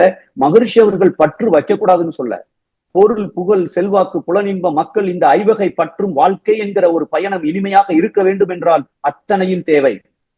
ஆனால் கடும் பற்றாக மாறிவிட்டது என்றால் பற்றற்ற நிலைக்கு நம்மளால போக முடியாது. அங்கதான் சிக்கல் வருகிறது.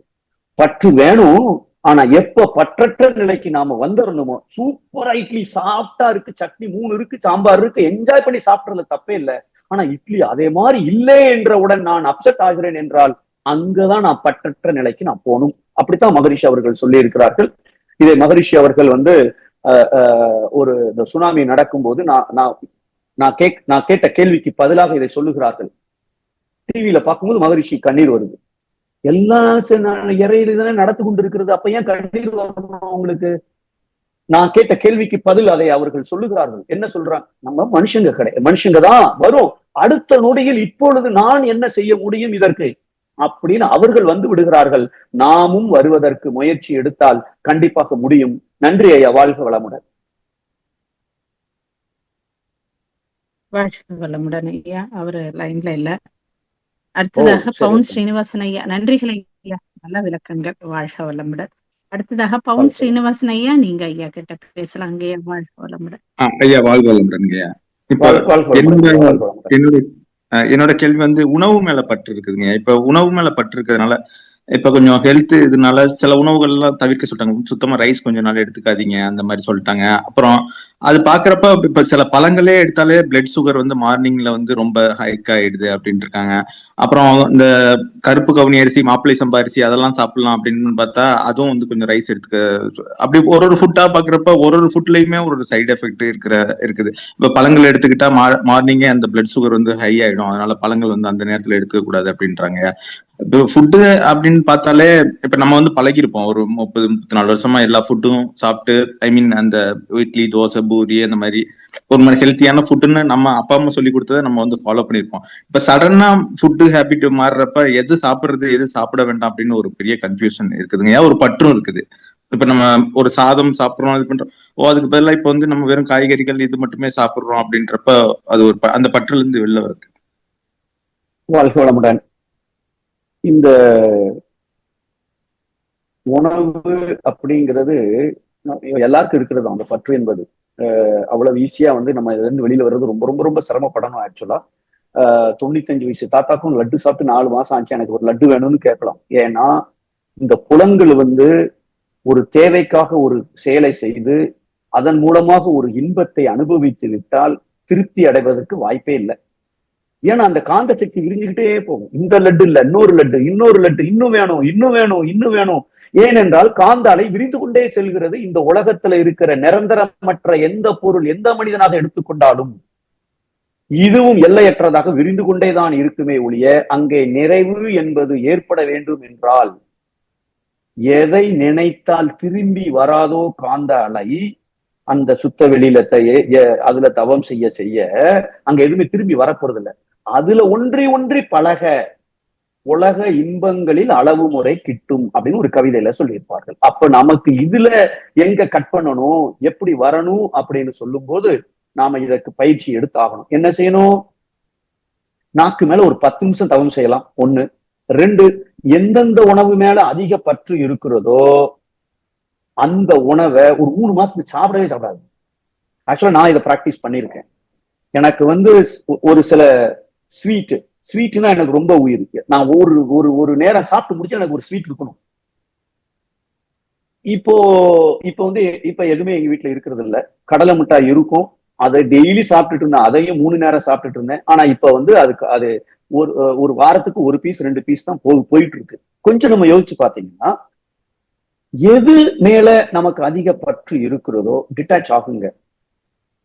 கொஞ்சம் கொஞ்சமா பிராக்டிஸ் பண்ணி ஒரே நாள்ல நான் டிட்டாச் பண்ணணும்னு நினைக்காதீங்க. அது ரொம்ப கஷ்டம். அது இன்னும் கொஞ்சம் ஸ்ட்ரெஸ்ஸை ஏற்படுத்தும். இன்னும் கொஞ்சம் நாளையில இந்த நமக்கு சொல்லியிருக்காங்கல்ல ரமண மகரிஷி இல்ல ராமகிருஷ்ணன் இருக்கியா, யாரோ ஒருத்தர் ஒரு பையனை கூட்டு வந்து, பையன் ரொம்ப ஸ்வீட்டை சாப்பிட்றான், நீங்க சொன்னா கேட்பான், நீங்க கொஞ்சம் அட்வைஸ் பண்ணுங்கன்னு. அவர் போயிட்டு 10 நாள் கழிச்சு வாங்கன்னு சொல்லியிருக்காரு. 10 நாள் கழிச்சு வந்திருக்காரு. இன்னும் 2 நாள் கழிச்சு வாங்கன்னு இருக்காரு.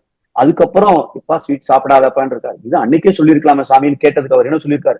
முதல்ல நான் சாப்பிட்றதை நிப்பாட்டணும், அதை நிப்பாட்டி பார்த்தேன், எனக்கே 12 நாள் ஆச்சு அப்படின்னு இருக்காரு. யாருக்கு? அவ்வளவு பெரிய மகானுக்கு. அப்போ நாம உலகியல் இன்பங்கள்லயே திவங்கி இருக்கும், முங்கி இருக்கும். காலையில இருந்து நைட்டு வரைக்கும் இதைத்தான் நினைச்சுக்கிட்டே இருக்கோம். இறை சிந்தனை எப்பமாவது நினைக்கிறோம். அப்ப நமக்கு கொஞ்சம் சிரமமாகும். எது உங்களுக்கு அதிக பற்றாக இருக்கிறதோ அதுல ஒரு சங்கற்பத்தை போடுங்க. கொஞ்சம் கொஞ்சமா குறைக்கிறதுக்கு ஒரு சின்ன டைம் டேபிள் போட்டு அந்த கடும் பற்று இருக்கக்கூடாது. அல்லது பற்றற்ற நிலைக்கு வர்றது உத்தமம். பற்று வச்சுக்கிறதுல தப்பே இல்லை. நீங்க எனக்கு பிடிச்ச மாதிரி திருநெல்வேலி அல்வா சாப்பிடறதுல தப்பு இல்லை. ஆனா அது இல்லைன்னா நான் அப்செட் ஆயிருவேன். ஆனா அதையே நான் 3 நேரம் சாப்பிடுவேன். அளவே இல்லாம நான் நிறைய சாப்பிட்டு என் உடலுக்கு எடுக்கிற அளவுக்கு நான் சாப்பிடுவேன். இங்கதான் பிரச்சனை இருக்கு. துன்பம் வருகிற அளவுல எதை செய்தாலும். அதனால அளவு முறை தானே கொடுத்திருக்காரு மகரிஷி. உணவை பொறுத்த வரைக்கும் அளவு முறை என்றுதான் மகரிஷி கொடுத்திருக்கிறார்கள். சோ இதை நீங்க கொஞ்சம் பிராக்டிஸ் பண்றதுக்கு ஒரு சங்கல்பம் கொடுத்துக்குங்க. நாக்கு மேல கொஞ்சம் அதிகம் தவம் செய்யுங்க. எது மேல கடும் பற்று இருக்கிறதோ அந்த உணவை கொஞ்சம் கொஞ்சமாக அந்த பற்று இல்லாத நிலவுக்கு இப்போ ஒரு குலோப் ஜாமுன் இருக்கு, ஒரு லட்டு இருக்கு. எங்க வீட்டுல அடிக்கடி இந்த மாதிரி கேள்வி எல்லாம் கேட்பாங்க. ஒரு குலோப் ஜாமுன் இருக்கு, ஒரு லட்டு இருக்கு. இந்த ரெண்டுல நீங்க ஃபர்ஸ்ட் சாய்ஸ் உங்களுக்கு எது ரொம்ப பிடிக்கும்னு ஒரு கேள்வியை கேட்டு, இந்த ரெண்டுல எது எனக்கு ரொம்ப பிடிக்கும், எனக்கு ரெண்டுமே எனக்கு ரொம்ப பிடிக்கும்ல, அது அவங்களுக்கு தேவை. எது ரொம்ப பிடிக்கும், ரொம்ப ரொம்ப பிடிக்கும் அப்படின்னு ஒரு கேள்வியை கேட்டு, இப்ப நான் சொல்றேன் லட்டு தான் அப்படின்னு, எனக்கு அது ரொம்ப ரொம்ப பிடிக்கும்னு சொன்னா, இந்த ரெண்டும் வைக்கும் போது லட்டை பர்பஸா எடுக்காம இருக்கேன், குலோப் ஜாமுன் எடுங்க. இப்படி ஒரு மாசத்துக்கு நீங்க பிராக்டிஸ் பண்ணிட்டீங்க, அப்புறம் எல்லாம் ஒன்னாயிடும். ஸோ ஒரு சின்ன பழக்கம் தான் நமக்கு வேணும். ஸோ இது ஒரு மிகப்பெரிய ப்ராப்ளம் கிடையாது. ஆனால் ஒரே நாள்ல தீர்க்கணும், ஈவன் ஒரு வருஷத்துல தீர்க்கணும் அப்படின்னு நினைக்காம, நான் என்னுடைய அனுபவத்துல தான் சொல்றேன், இந்த ஸ்வீட்டை நான் டோட்டலா நிப்பாட்டுறதுக்கு பல வருஷங்கள் ஆச்சு. ஸோ கொஞ்சம் கொஞ்சம் கொஞ்சமா நீங்க முயற்சி பண்ணினீங்கன்னா கண்டிப்பா முடியும். இது ஒரு பெரிய மேட்டர்ல நினைக்கிறீங்க. வாழ்க்கை வளம்.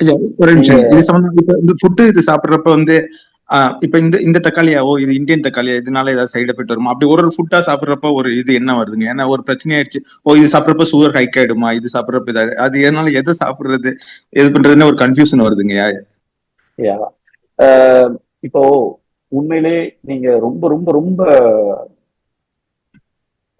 எல்லாத்தையும் யோசிக்க ஆரம்பிச்சிட்டோம் அப்படின்னு சொன்னா ரொம்ப சிக்கல் தான். இன்னைக்கு இருக்கிற வாழ்க்கை சூழல் அப்படித்தான் இருக்கு. ஏன்னா எந்த காய்கறியை வாங்கினாலும், அட்லீஸ்ட் நீங்க துபாயில இருக்கீங்க, கல்ஃப் கண்ட்ரீஸ்ல கிடைக்கிறது எல்லா காய்கறியிலுமே ஒரு ரசாயனம் இருக்குன்னு சொல்றாங்க. ஆப்பிள் மேலேயே ஒரு கோட்டிங் இருக்குங்கிறாங்க. இந்த மாதிரி 1008 இருக்கு. எதை நீங்க கண்டுபிடிச்சு எதை நீங்க நிப்பாட்டுவீங்க? அப்படி பார்த்தா நீங்களே வீட்டுல ஒரு தோட்டம் வச்சு காய்கறி உற்பத்தி பண்ணி அதை உரம் போடாம நீங்க காய்கறி வளர்க்க நினைச்சீங்கன்னா அதுவும் பிரச்சனையாகுது. அதுவும் சில பேர் கஷ்டப்பட்டு கொண்டு இருக்கிறார்கள். சோ இது ரொம்ப கஷ்டம்தான். ஆனா நீங்க என்ன பண்ணணும், முதல்ல எனக்கு ஏற்ற உணவுகள் எது, ஏற்பு இல்லாத ஒவ்வொருத்தருக்கும் இந்த உணவுல வித்தியாசம் இருக்கு. எனக்கு கத்திரிக்காய் பிடிக்கலாம், உங்களுக்கு கத்திரிக்காய் ஒத்துக்கலாம இருக்கலாம் வெஜிடேரியன்லயே. அப்படின்னா எனக்கு எது எது ஒத்துக்கொள்கிறது ஒத்துக்கொள்ளவில்லை என்பது நீங்க ஜீரணம் ஆயிட்டா, ஜீரணம் ஆகலையா, கேஸ் இருக்கா இல்லையா, இந்த மாதிரி பல விஷயங்கள் மூலமாக நீங்க கண்டுபிடிச்சிடலாம்.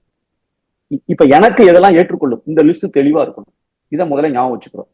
அப்புறம் இதை சாப்பிடும்போது இந்தியாவில இருந்து வாங்கினதா இல்ல அங்க இருந்து வாங்கினதா, இதுல அது இருக்குமா இது இருக்குமா, ரொம்ப யோசிச்சீங்க. நீங்க நினைக்கிற இந்த எதிர்மறை உணர்வுகளும் எண்ணங்களுமே உங்களுக்கு அந்த மாதிரி தக்காளி தான் ஒரு கடைக்காரன் கொடுப்பான். இல்ல எல்லாம் சூப்பரா இருக்கு, நல்லா இருக்கு, நான் டெய்லி எக்ஸசைஸ் பண்ணிட்டு இருக்கேன், கழிவுகளை நீக்குவதற்கு தேவையான அத்தனை முயற்சிகளும் நான் செய்து கொண்டிருக்கிறேன், என்னால என்ன முடியுமோ அதை செய்யறேன், ஆனா தக்காளி இப்படித்தான் இருக்கணும்னு என் கையில கிடையாது. முடிஞ்சா வீட்டுல போட்டு செய்யுங்க, ரொம்ப சூப்பர். இல்லையா கடையில தான் வாங்கணும். உங்களுக்கு தெரிஞ்ச அளவுல எது நல்லதுன்னு எடுத்துக்குங்க. இதுல வேக்ஸ் இருக்குமோ, கத்தியை வச்சு நோண்டி பாப்போமா, வாழ்க்கையில ஒரு நொடி கூட நிம்மதியாக நம்மளால வாழ முடியாது. சில இதெல்லாம் இந்த சின்ன சின்ன விஷயங்கள் எல்லாம் விட்டுருங்க, பெருசா தப்பு செய்யாம முதல்ல ஆரம்பிப்போம். துன்பம் கொடுக்கிறோமா, துன்பத்தை நான் எடுக்கிறேனா, எத்தனை பேருக்கு நான் உதவி செய்துட்டு இருக்கேன், இந்த 3 நீங்க டார்கெட் பண்ணிட்டீங்கன்னா உங்க உள்ளுணர்வு சொல்லும் இந்த தக்காளியை வாங்கணுமா வேண்டாமா, இந்த கடையில இது எடுக்கணுமா வேண்டாமா.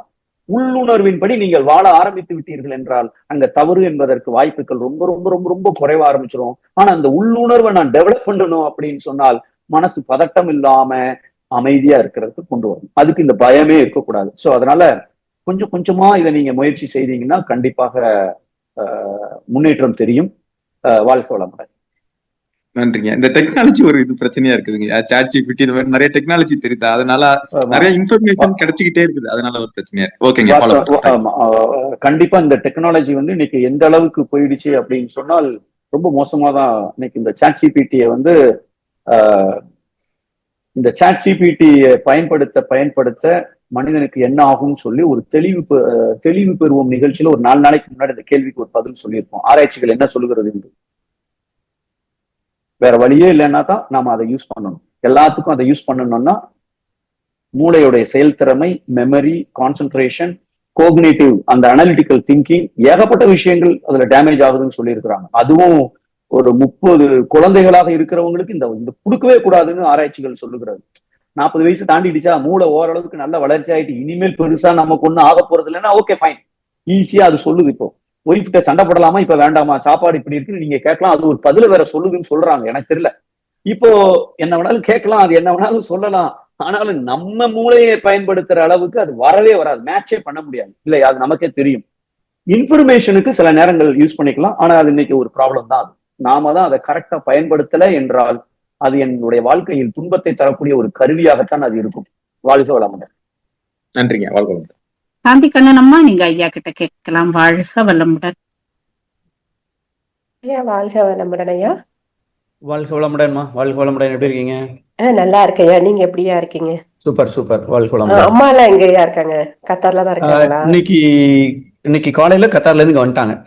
சரியா சரியா திருநெல்வேலி சரியா வந்துட்டாங்க. சரியா, ரொம்ப நன்றி ஐயா. என்னோட கேள்வி என்னன்னா, இப்ப வந்து நேத்து இத மாதிரி நானும் பூஜை பண்ணேன். என் பொண்ணுக்காக அந்த பூஜைக்கு வேண்டியது எல்லாமே எடுத்து வச்சேன். இது வரைக்கும் அவன் இன்னும் போட்டுக்கவே இல்லை. அது வந்து எனக்கு சில டைம் வந்து ஒரு கோவம் வர மாதிரி இருக்கும். நான் வந்து சரி ஒன்னும் சொல்லக்கூடாது, நைட்டே பண்ணலான்ட்டு போனேன். அதுக்கு அவ கத்தனா, அப்படியே நான் வெளில வந்துட்டேன். இந்த மாதிரிதான் இப்ப காலைல எழுந்திரிச்சா டிஃபன் சாப்பிடணும், சாப்பிட மாட்டா. அதை வந்து நான் பொறுமையா 2 தரம் சொல்லி பார்க்கும்போது, 3வது தரம் வந்து நான் கொஞ்சம் கத்தி பேசுற போது நீ கோவப்படுற அப்படின்னு என் வீட்டுக்காரர் சொல்ல ஆரம்பிட்டாங்க. நீ இதெல்லாம் வேதாத்திரத்துல இருந்து நீ சினம் தவிர்த்தெல்லாம் என்ன பண்ற அப்படின்னு எனக்கு கேட்க ஆரம்பிச்சிடுறாருயா. நானா சொன்னேன், 2 வாட்டி சொல்றேன், 3வது தரம் தானே நான் கொஞ்சம் சத்தமா பேசுறேன் அப்படின்னு சொல்லி பாக்குறேன். அத வந்து அந்த நிலையும் இன்னும் மாத்திக்கணும்யா. அதுக்கு வந்து அந்த பற்றற்ற நிலைக்கு வர்றதுக்கு ரொம்ப கஷ்டப்படுற மாதிரியான சூழ்நிலை தான் அமையுது. அதுக்கு என்னையா பண்ணலாம்? கரெக்ட். இது வந்து நம்மள்ட்ட இருக்கிற ஸ்டாக்கு சட்டியில இருந்தா தானே அகப்பையில் வரும். ஸோ நம்மள்ட்ட பதிவுகள் இருக்க இருக்க இருக்க அது அதாவது பதிவுகள் இருக்கிற வரைக்கும் இந்த மாதிரி சூழ்நிலைகள் வந்து கொண்டே இருக்கும். ஆனா அதை ஸ்டாப் பண்றதுக்கு ஒரு வழி இருக்கு. இப்ப என்கிட்ட 2 கோடி இருக்கு, அப்ப நான் 2 கோடி தடவை இந்த மாதிரி நான் அனுபவிச்சு தான் ஆகணுமா? கிடையாது. இந்த இடத்துல எப்ப நான் பொறுமையை 100% கடைபிடிக்கிறேனோ அப்ப அது என்ன செய்யும், அந்த பதிவு வெளியில வரும். அது எனக்கு ஒரு மேட்டரே இல்லை, அது ஒரு சப்ப மேட்டரு அப்படிங்கிற அளவுக்கு நான் அந்த இடத்துல ஏற்றுக்கொண்டு பொறுமையா இருக்கிற அளவை அந்த ஒரு தன்மை எனக்கு வந்துடுச்சுன்னு சொன்னால் அந்த பதிவு ஒன்றும் வேலைக்காகாது. ஸோ அதனால அது அது அவ்வளவுதான், ஃபினிஷ்ட் அது. ஸோ இதுக்கு நம்ம என்ன செய்யணும்? ஒரு தடவை இப்போ 3 வயசு குழந்தைக்கே எல்லாம் புரியுது. அப்ப பெரிய பிள்ளைகளுக்கு நம்ம எதுக்கு 4 தடவை சொல்லணும், 5 தடவை சொல்லணும்? ஒரு தடவை சொல்றோம், அம்மா நான் இனிமேல் நான் சொல்ல போறதுல எப்போதும் போலமா ஞாபகம் வச்சு வா, அவ்வளவுதான். எப்ப வாராங்களோ நம்ம முடிஞ்சா அப்ப உட்கார்ந்து தோசைக்கல்ல போடுறது பெரிய பிரச்சனை, எனக்கு அது கஷ்டம், அதனாலதான் இப்பமே வான்னு நான் சொல்றேன் அப்படின்னு நீங்க நினைச்சீங்கன்னா தப்பே இல்லை. இந்த மக்கள் பற்று பாசம் இருக்கிறதுனாலதான் அம்மாக்கள் என்ன செஞ்சிடறாங்கன்னா, பிள்ளைகளுக்கு பிடிச்ச மாதிரி சூடா கல்லுல எடுத்து உடனே தட்டுல போட்டு, இது அத்தனையும் நம்ம கெடுக்கிற விஷயங்கள் தான். ஹாட் பேக்ல போட்டு வச்சிருங்க, சாப்பிடட்டும். நீ நேர அந்த நான் சொன்ன நேரத்துக்கு வந்திருந்தா உனக்கு சூடா கொடுத்துருப்பேன், வரல. அவங்களுக்கு அந்த பெயின் தெரியணும். அப்போ நம்ம என்ன கஷ்டப்படுறோம், ஏன் இப்படி சொல்றோம் அப்படின்னு தெரியணும் இல்லையா? இன்னைக்கு குழந்தைகளுக்கு பசினா பெயின்னா என்ன, பணத்தோட வேல்யூ என்ன, வேல்யூவே இல்லையா? ஒரு பொருளோட மதிப்பு அது போட்டுட்டு அப்படியே இருக்கா. நான் ஏண்டி இது இவ்வளவு போட்டு வாங்கியிருக்கேன், நான் பார்க்கும்போது கிடைக்கல, ஈஸியா பதில் சொல்றாங்க. அதான் கரெக்ட். ஏன்னா நம்ம தான் அதுக்கு காரணம், வேற ஒண்ணும் இல்லை. ஏன்னா நம்ம வந்து அதுக்கு அந்த வாய்ப்பை நம்ம ஏற்படுத்தி கொடுக்கல. நம்ம என்ன நினைக்கிறோம், நம்ம நோக்கம் நல்ல நோக்கம், குழந்தைகள் நம்மள மாதிரி கஷ்டப்படக்கூடாது அப்படின்னு நினைக்கிறோம். ஆனால் அவர்களுக்கு இதெல்லாம் வாய்ப்பே கொடுக்காத போது அவர்கள் எப்படி வளர்ந்திருக்கிறார்களோ அதன்படிதான் அவர்கள் செய்வார்கள். அது நம்மளுடைய ஜெராக்ஸ் காப்பி தான். ஸோ அதனால நாம தான் என்ன பண்ணணும் அப்படின்னா, ஒரு தடவை சொல்லணும், வச்சிருங்க, தோசையா விட்டு வச்சிருங்க, சோறா எடுத்து வச்சிருங்க, பினிஷ்ட். நீங்க அதுக்கப்புறம் சிரமப்பட தேவையில்லை. அதைத்தான் அவங்க சாப்பிடணும். ஏம்மா நான் கூப்பிட்டேன், உனக்கு கோபம் வருது, இந்தா இதைத்தான் நீ சாப்பிட்டாகணும், வேண்டாமா போய்கிட்டே விட்டுருங்க. அம்மாக்கள் தாங்க முடியாது, தாங்கணும். தாங்கினால் தானாக வருவார்கள். ஆனா இன்னைக்கு பல அம்மாக்களால, இப்ப நான் என் பொண்ணுட்டே சில நேரம் இதை சொல்றேன், மனசு கேட்க மாட்டேங்க அவங்களுக்கு. விட்டுரு, பசி வந்தப்புறம் நீ சாப்பாடை கொடு, தானா உள்ள பசி கொதிச்சு வரணும், அப்பதான் அதனுடைய அருமை அவங்களுக்கு தெரியும். நம்ம என்ன நினைக்கிறோம், சூடா இருக்கு, இது நல்லா இருக்கு, பிள்ளை இப்படி சாப்பிட ஹெல்த்தியா இருக்கணும் அப்படிங்கிற ஒரு அக்கறையில நம்ம நினைக்கிறோம், அவன் நல்லா இருக்கணும், உடம்பு நல்லா இருக்கணும் அப்படின்னு நினைக்கிறோம். அந்த நோக்கம் சூப்பர், ஆனா மெத்தட்ல ப்ராப்ளம் இருக்கு. சோ நம்ம வந்து அந்த இடத்துல பற்றட்ட நிலைக்கு வந்துடணும். இது வந்து என் பெரியம்மா பையன் இல்ல வீட்டுக்காரரோட பெரியப்பா பொண்ணு அப்படின்னா நம்ம எப்படி பிஹேவ் பண்ணிப்போம், அன்பா மறுபடி அதை செய்யணும். இது கொஞ்சம் பிராக்டிஸ் தான், வேற ஒண்ணுமே இல்ல. கொஞ்சம் சாப்பிட கூப்பிடுறதுக்கு முன்னாடியே மனசுல ஒரு விஷுவலைசேஷன், சின்ன கற்பனையை ஓட விட்டுற வேண்டியதான். நான் கூப்பிடுறேன், வரமாட்டா, ஆனா நான் கோவப்பட மாட்டேன் அப்படின்னு ஒரு சின்ன கற்பனையை ஓட விட்டுட்டு போயிட வேண்டியதான். நிச்சயமா நீங்க நிறைய இதுல முன்னேற்றம் அடைஞ்சிருக்கிறீங்க. இன்னும் கொஞ்சம் பாக்கி இருக்கு. நன்றி, வாழ்க வளமுடன். நன்றி அம்மா, வாழ்க வளமுடன். வாழ்க வளமுடன், வாழ்க வளமுடன் ஐயா. அடுத்ததாக கவிதா கோவிந்தராஜ் அம்மா, நீங்க பேசலாம் ஐயா கிட்ட. வாழ்க வளமுடன் அம்மா.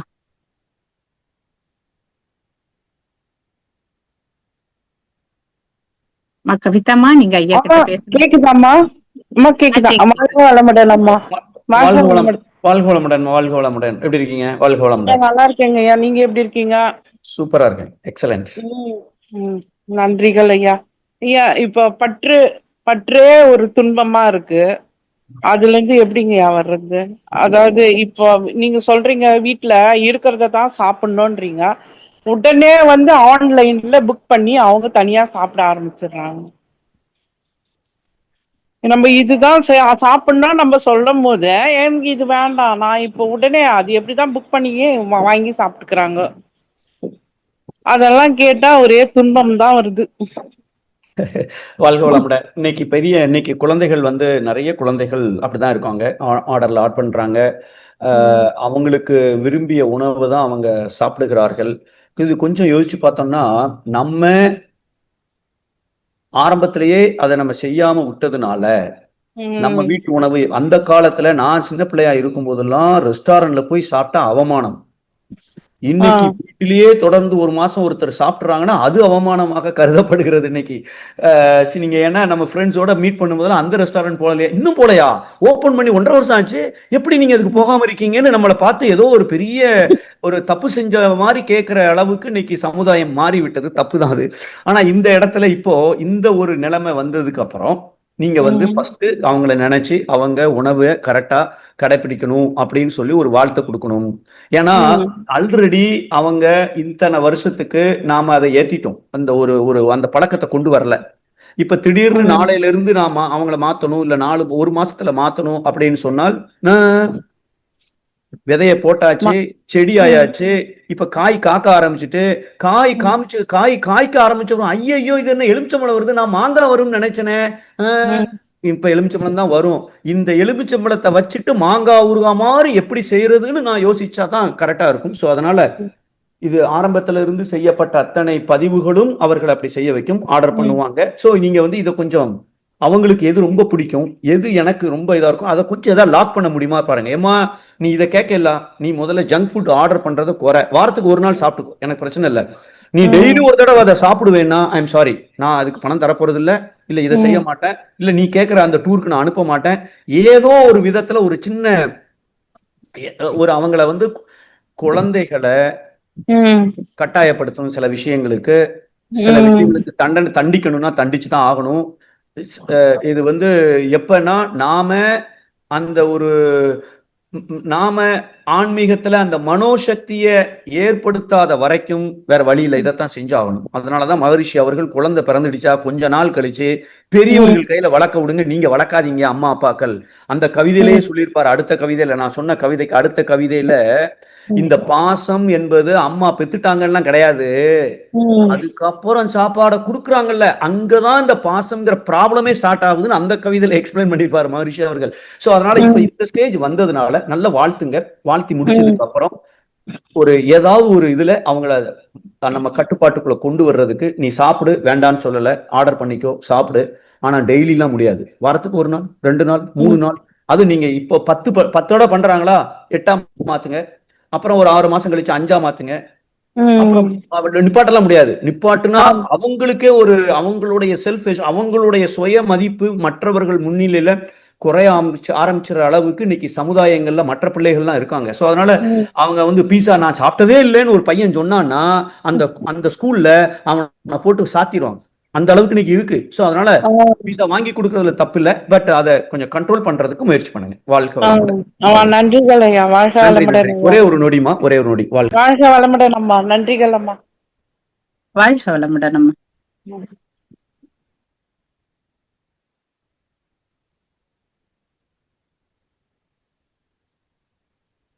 வாழ்க வளமுடன் ஐயா. வளமுடன். கேட்கல. வாழ்க வளமுடன் ஐயா வந்துட்டு. ஜோதி பாசம்மா, நீங்க ஐயா கிட்ட பேசலாம். வாழ்க வளமுடன் அம்மா.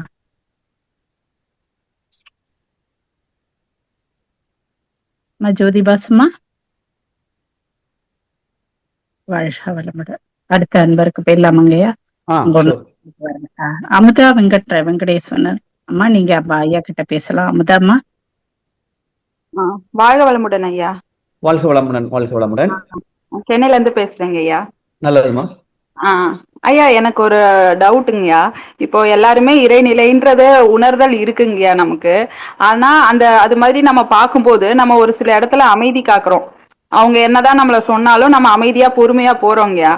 ஆனா அத கொஞ்ச நாள் கழிச்சு அவங்க என்ன பேசுறாங்கன்னா எதுக்குமே ரெஸ்பான்ஸ் பண்ண மாட்டாங்க, அமைதியாவே இருக்காங்கன்னு சொல்லி நம்மள ட்ரிகர் பண்ற மாதிரி பேசுறாங்கய்யா. அந்த சூழ்நிலையை எப்படிங்கய்யா கையாளுறது? வல்கலமுடன். ஐ திங்க் நான் என்னுடைய அனுபவங்கள் சொல்லியிருக்கிறேன். இதெல்லாம் நீங்க பிராக்டிஸ் பண்ண ஆரம்பிக்கும் போது இப்படிதான் இருக்கும். இப்படித்தான் இருக்கும். மத்தவங்க உங்களை தனிமைப்படுத்த முயற்சி செய்வாங்க. இல்ல உங்கள்கிட்ட இன்னும் கொஞ்சம் உங்களை தூண்டுற மாதிரி, ஊக்கப்படுத்துற மாதிரி செய்வாங்க. இப்போ இதுக்கு நாம என்ன பண்ணணும்? எந்த அளவுக்கு நாம இதை அமைதியா ஹேண்டில் பண்றோமோ அந்த அளவுக்கு தான் அவர்கள் அதை உணர்வார்கள். அதுக்கப்புறம் அவர்கள் மாறுவார்கள். நம்ம என்ன செய்யணும்னு சொன்னால், நீங்க அமைதியா இருக்கேன் அப்படிங்கிறதுக்காக இன்வால்வ்மெண்ட் இல்லாம இருப்பது தப்பு. இன்வால்வ்மெண்ட் ஆகணும். இன்வால்வ்மெண்ட் அமைதியா ஆகணும். இப்போ நான் எங்க வீட்டுல நடந்ததை நான் சொல்லியிருக்கிறேன் பழைய பழைய பழைய வகுப்புகள்ல. நான் இதெல்லாம் கடைபிடிக்கும் போது ஒரு எல்லாரும் உட்காந்து டிஸ்கஸ் பண்ணிட்டு இருக்காங்க.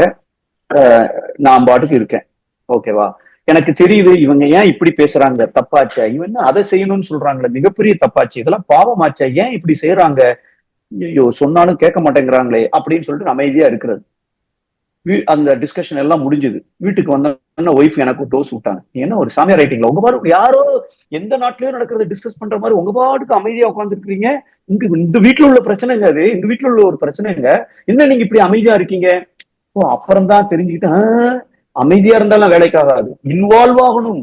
இன்வால்வ் ஆகிக்கொண்டே அமைதியா இருக்கணும். அதுதான். நீங்க கொஞ்சம் இன்வால்வ் ஆகாம இருந்தாலும் தப்புதான், இன்வால்வ் ஆகி கத்துனாலும் தப்புதான். சோ இது ஒரு பெரிய கலை தான் இதை செயல்படுத்துவது. சோ அதனால என்ன செய்யணும்னா, இந்த மாதிரி பிரச்சனைகள் வரும்போது அப்பப்போ முதல்ல நடிச்சிருங்க, இன்வால்வ் ஆற மாதிரி. அது அங்க அப்படியாங்க, இது ஏங்க அப்படி பண்ணாங்க, ஏன் அப்படி பண்ணும்போது நமக்கு அது தப்புன்னு தெரியுது, நம்ம மனசாட்சி அந்த இடத்துல அது தப்புன்னு சொல்லுது இல்லைங்கய்யா. எப்படி நம்ம பொய்யா பேசுறதுன்னு தோணுதுங்கய்யா அந்த இடத்துல. ஆமா, இல்ல நீங்க பொய் பேச வேண்டாம், நீங்க அதை தப்புன்னு சொல்லாம இருந்தா போதும். நீங்க தப்புன்னு சொல்லாதீங்க. ஆனா தப்புன்னு சொன்னாதான் உங்களுக்கும் அவர்களுக்கும் இருக்கிற இடைவெளி கூடும். அவர்களாக கேட்காத வரைக்கும் நீங்க சொல்லணும்னு அவசியம் இல்லை. ஓ அப்படியா, ஓ இப்படி எல்லாம் இருப்பாங்களா அப்படின்னு சொல்லிட்டு அப்படியே ஒரு 2 வார்த்தையை பேசணும், இன்வால்வ் ஆகிற மாதிரி இருக்கணும். ஆனா உண்மையை நீங்க சொல்லணும்னு அவசியம் இல்லை. ஏன்னா நீங்க வேதாத்திரத்துக்குள்ள வந்துட்டீங்கன்னா சுத்தி நடக்கிற தப்பு கண்ணுக்கு நல்லா தெரியும், அடுத்தவங்க செய்யற தப்பு எல்லாம். ஆனா அதுக்கு நம்ம உணர்ச்சி வயப்பட்டு அதை சொல்லணும்னு நினைச்சிடவே கூடாது. குற்றவாளி பாவி என்று யாரும் இல்லை, குறைகாணும் நெஞ்சுடையோர் வாழ்வினிலே. நம்ம பாட்டுக்கு குறைகாணும் நெஞ்சுடைய வாழ்வினிலே பெற்ற பையன் சினம் வருத்தம் கவலை முற்றும் இழந்தார் வாழ்வினிலே. இது நம்ம அடிக்கடி ஞாபகம் வச்சுக்கணும், பார்க்கணும், இன்வால்வ் ஆகணும். ஆனா நம்ம டென்ஷன் ஆகாம இருக்கணும். இவ்வளவுதான். இதை நீங்க செய்தீங்கன்னா மேபி 5 வருஷம் 4 வருஷம் 3 வருஷம் அவர்கள் உங்களிடம் கேட்பார்கள். வரும் அந்த சூழ்நிலை. அப்ப கேட்கும்போது உங்க கருத்தை நீங்க சொல்ல ஆரம்பிச்சீங்கன்னா அங்கதான் அவர்களுக்கு உங்களை கையெடுத்து கும்பிடணும்னு அவசியம் இல்லை, ஆனா மனசுக்குள் கும்பிடுவார்கள். அந்த ஒரு மரியாதை வரும். அது வரைக்கும் பொறுமையா நாம இருந்துதான் ஆக வேண்டும். ஓகேவா? வாழ்க வளமுடன். வாழ்க வளமுடன். வாழ்க வளமுடன் அம்மா. நன்றிகள் அம்மா. நன்றிகள் ஐயா. வாழ்க வளமுடன். அடுத்ததாக வள்ளிநாயகி அம்மா, நீங்க ஐயா கிட்ட பேசலாம். வாழ்க வளமுடன் அம்மா. வள்ளிநாயகி அம்மா, வாழ்க வளமுடன் அம்மா. வாழ்க வளமுடன் அம்மா. ஜோதிபாஸ் அம்மா, நீங்க பேசலாமா? வாழ்க வளமுடன் நம்ம ஐயா கிட்ட. வாழ்க வளமுடன். அடுத்த அன்பருக்கு போவாங்க ஐயா, 2 பேருமே பிஸியா. சிவா ஐயா, நீங்க ஐயா கிட்ட பேசுங்க. வாழ்க வளமுடன். வாழ்க வளமுடன் ஐயா. வாழ்க வளமுடன் ஐயா. வாழ்க வளமுடன்.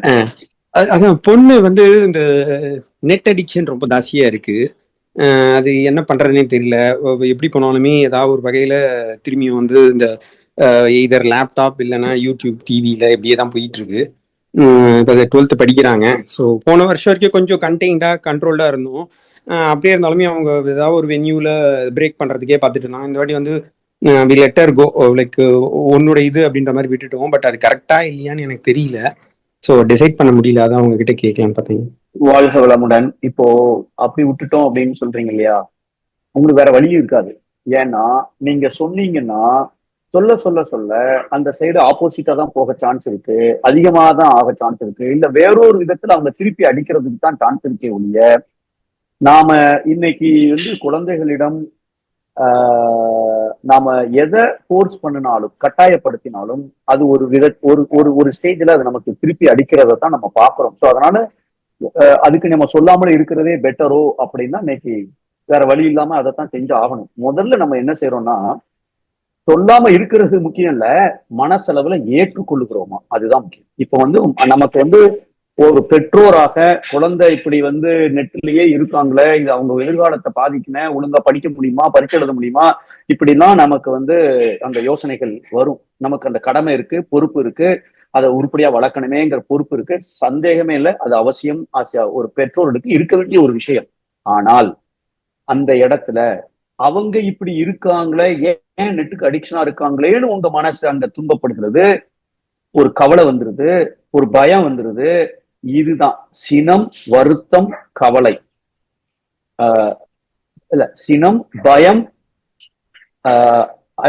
கவலை, இந்த 3 மனித வாழ்வை சீரழிக்கக்கூடிய நச்சுக்கள் அப்படின்னு வேற ஒரு கவிதையில கொடுத்திருப்பாங்க. 3 ஒரே கவிதையில கொடுத்துருக்க மாட்டாங்க. சினத்தையும் அச்சத்தையும் ஒரு கவிதையில கொடுத்திருப்பாங்க, கவலையையும் அச்சத்தையும் இன்னொரு கவிதையில சேர்த்து கொடுத்திருப்பாங்க. சோ நாம நடப்பது எல்லாம் சீராக நடந்து கொண்டிருக்கிறது. இதுல நான் எதையுமே குறை சொல்றதுக்கு இல்ல, எல்லாம் சிறப்பாக நடந்து கொண்டிருக்கிறது. ஆனால் நான் ஒரு பெற்றோராக இது செய்யறது தப்புன்னு எனக்கு தெரியுது, இதை கரெக்ஷன் பண்ணணும், அவ்வளவுதான். இந்த எண்ணம் மட்டும்தான் இருக்கணுமே ஒழிய அவங்கள நினைச்சு குறை பார்க்கிறதோ, குற்றம் சொல்றதோ, கவலைப்படுவதோ, பயப்படுவதோ, கோபப்படுவதோ எதுவுமே நான் என்ன செய்தால் அவர்கள் ஏன் நம்ம சொல்லுகிற வாழ்க்கை வேலை செய்யாது. ஏன்னா எதிர்மறை எண்ணங்கள் அதிகமாக இருக்கும் பொழுது வாழ்த்தின் வலிமை ரொம்ப கம்மியாயிரும். அப்ப வாழ்த்து எஃபெக்ட் இருக்காது. நம்ம வாழ்த்துற வாழ்த்து பக்கத்து வீட்டுக்காரனுக்கு அவனுக்கு நினைச்சு வாழ்த்தா பழிக்கும், ஆனா நம்ம வீட்டுல இருக்கிறவங்களுக்கு வாழ்த்துனா பழிக்காது. ஏனென்றால் அவர்கள் சம்பந்தப்பட்ட எதிர்மறை உணர்வுகள் இதை விட வலிமையாக இருக்கும் பொழுது அங்கே அது வேலை செய்ய தாமதமாகி விடுகிறது. சோ அதனால முதல்ல நீங்க சொல்லாம இருக்கிறது கரெக்டு, ஆனால் மனசளவுல 100% ஏற்றுக்கொள்ள வேண்டும். அவர்கள் மாறிக்கொண்டிருக்கிறார்கள் என்று நம்ப வேண்டும். குறைத்து கொண்டிருக்கிறார்கள் அப்படின்னு அடிக்கடி அதை கற்பனை பண்ணுங்க, நினைங்க, எழுதுங்க, அதையே அசை போடுங்க.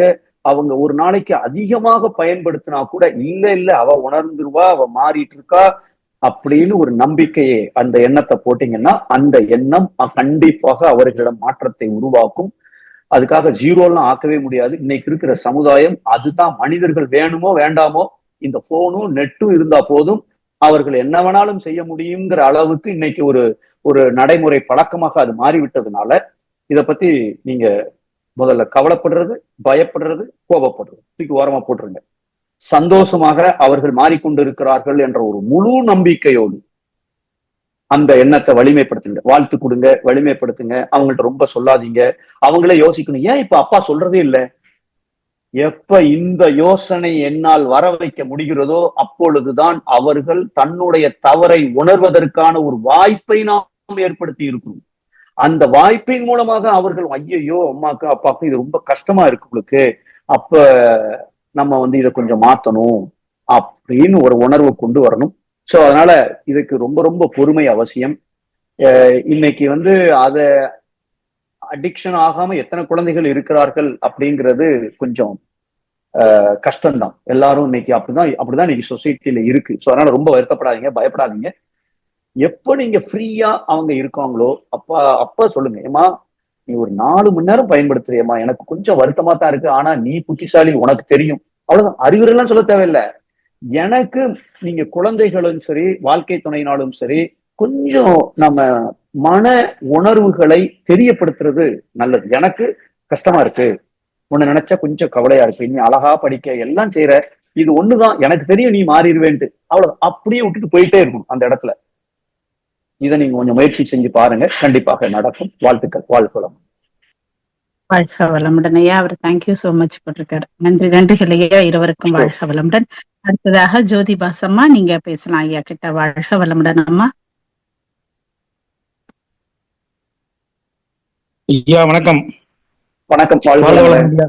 வாழ்க வளமுடன் வாழ்க ஐயா. வளமுடன். 2 பேரும் முயற்சி பண்ணலையா, மைக் கிடைக்கல எனக்கு. இடம் கிடைக்கிறதுக்குள்ள கட்டாயம். ஆமா ஆமா ஆமா சொன்னாங்க, அவங்க கூப்பிட்டாங்க. ஒண்ணும் பிரச்சனை இல்லையா, சொல்லுங்க. வாழ்க வளமுடன். தூத்துக்குடி மாவட்டம் கோவில்பட்டியில இருந்து பேசுறேன் ஐயா. நல்லது ஐயா. நல்லதுங்க ஐயா. போன நிகழ்ச்சியிலயா ஆன்மீக தானியங்க இயக்கம் தலைப்புல ஸ்பீச் கொடுத்தீங்கய்யா. சரி. அத நான் அப்ப கேட்டதை விட மறுபடியும் கேட்கறப்ப தான் கொஞ்சம் நல்லா புரியுதுயா. சரி. இப்போ அதுல வந்து இந்த உடற்பயிற்சி செய்யும் போது நம்ம அந்த குரு கட்டல போட்ட மாதிரி அப்படியே போயிட்டே இருக்கக்கூடாது, ஒன்னையும் உணர்ந்து செய்யணும்னு சொன்னீங்க. அதெல்லாம் புரியுதுயா. ஆனா சில நேரங்கள்ல அது ஆட்டோமேட்டிக்கா போய்கிட்டே இருக்கியா, அதுல எப்படி வர்றது? உடற்பயிற்சி தவமும் சொல்லலாம்.